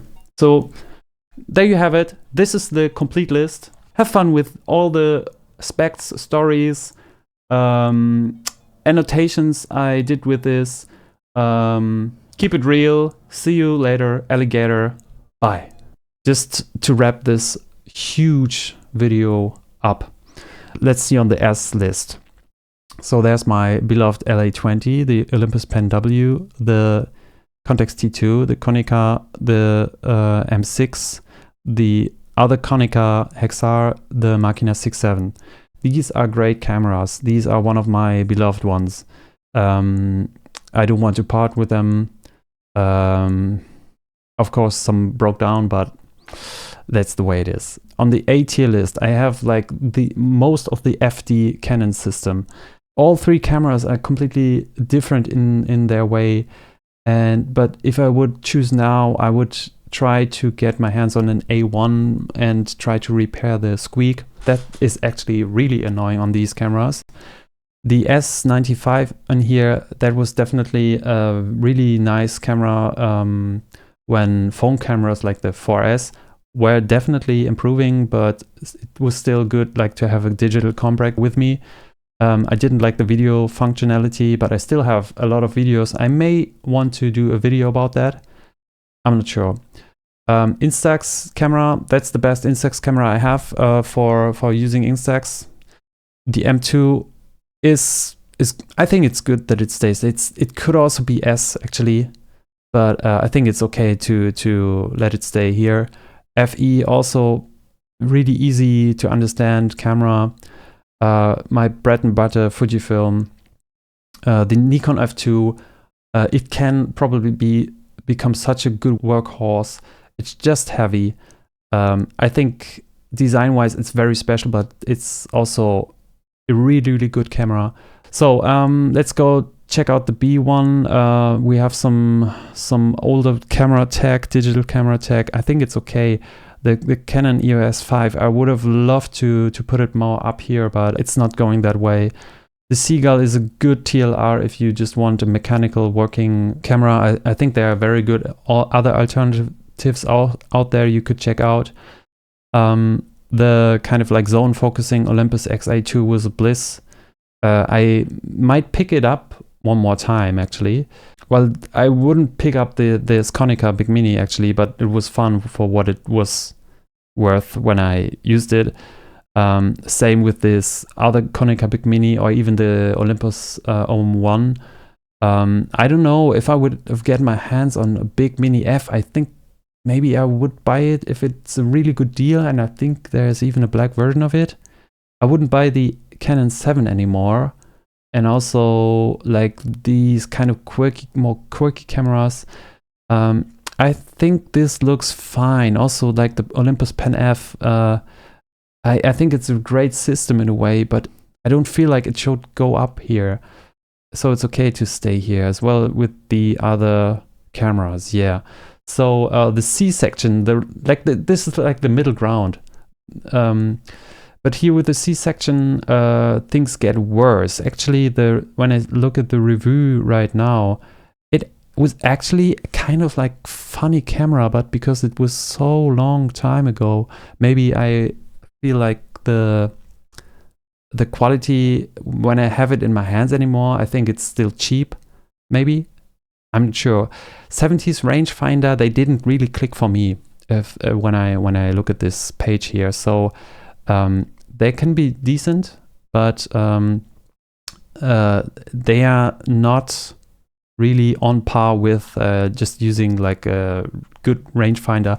It would be really interesting trying out the Minolta CLE or even the Leica CL.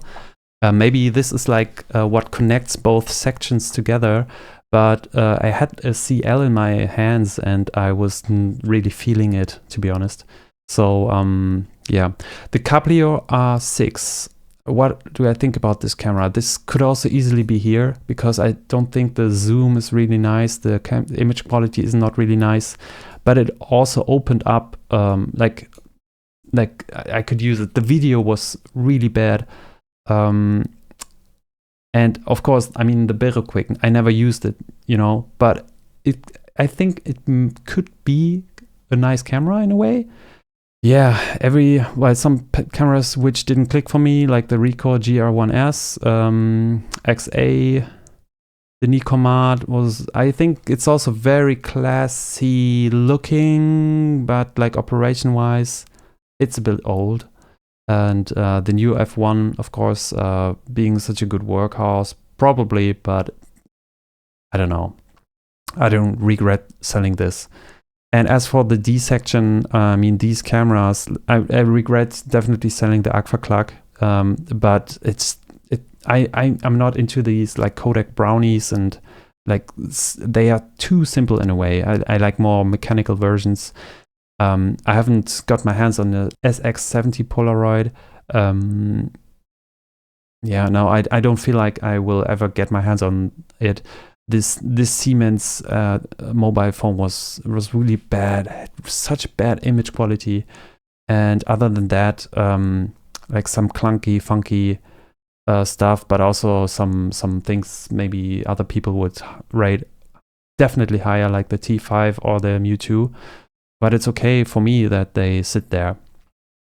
So wow, I think I've definitely come to an end right now.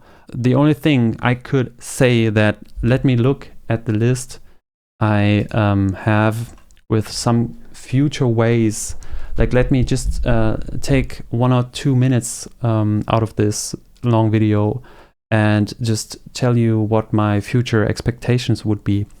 So nowadays I've become a really lazy guy with a huge backlog of film, just staying there and waiting to be like scanned, processed in a way that I want to make a series out of this. I never really got into like doing YouTube videos. As you can see, my editing is not really well. To do such a long video for a channel, it probably doesn't work at all. Nobody's watching this probably. My English is not good enough. I think it's really hustle to stay positive in using Instagram as a photographer. I don't know how this changes, but camera-wise, I can only say that there are some models I still want to kind of try out and get my hands on. One of them that comes up to my mind is the Fujifilm Class S. This is also maybe a replacement to my beloved T2. And I kind of like Fujifilm for what they did. I don't like that they stopped producing so much film. But the Class S, if I would get a good deal on that camera, I might pick this up. One other camera I want to definitely check out in the future is the Pentax 6.7. And that is like the more classic 6.7, not the newer version. And with 1 or 2 lenses. And I know I won't really use this camera because it will be such a heavy camera. And I've actually tested this out a bit. When I bought the Machina 6.7, I was also trying out like Mamiya 7, the Fujifilm 670, the Pentax 6.7 and the Machina 6.7. The Machina 6.7, like being such a like good compact size in a way, I had to get my hands on this one, but also I was really thinking about also buying the Pentax 6.7 because I think like having like an SLR of such a big film plane, I never got into like the whole Hasselblad, you know, top-down SLR. I think it's magical kind of way. And I don't get into Rollei flexes anymore, I think. And I don't, maybe a Yashica Mart could be an option. Just to wrap this up, with the Pentax 6.7, I think classically, also with a grip, it just looks like a camera that is comically huge and heavy. But sometimes I feel I would have liked to have it in my hands, you know? So even if I wouldn't take it out a lot, I think it's a really interesting system. So maybe, I don't know, the next purchase, like the bigger purchase would be probably the Pentax 6.7.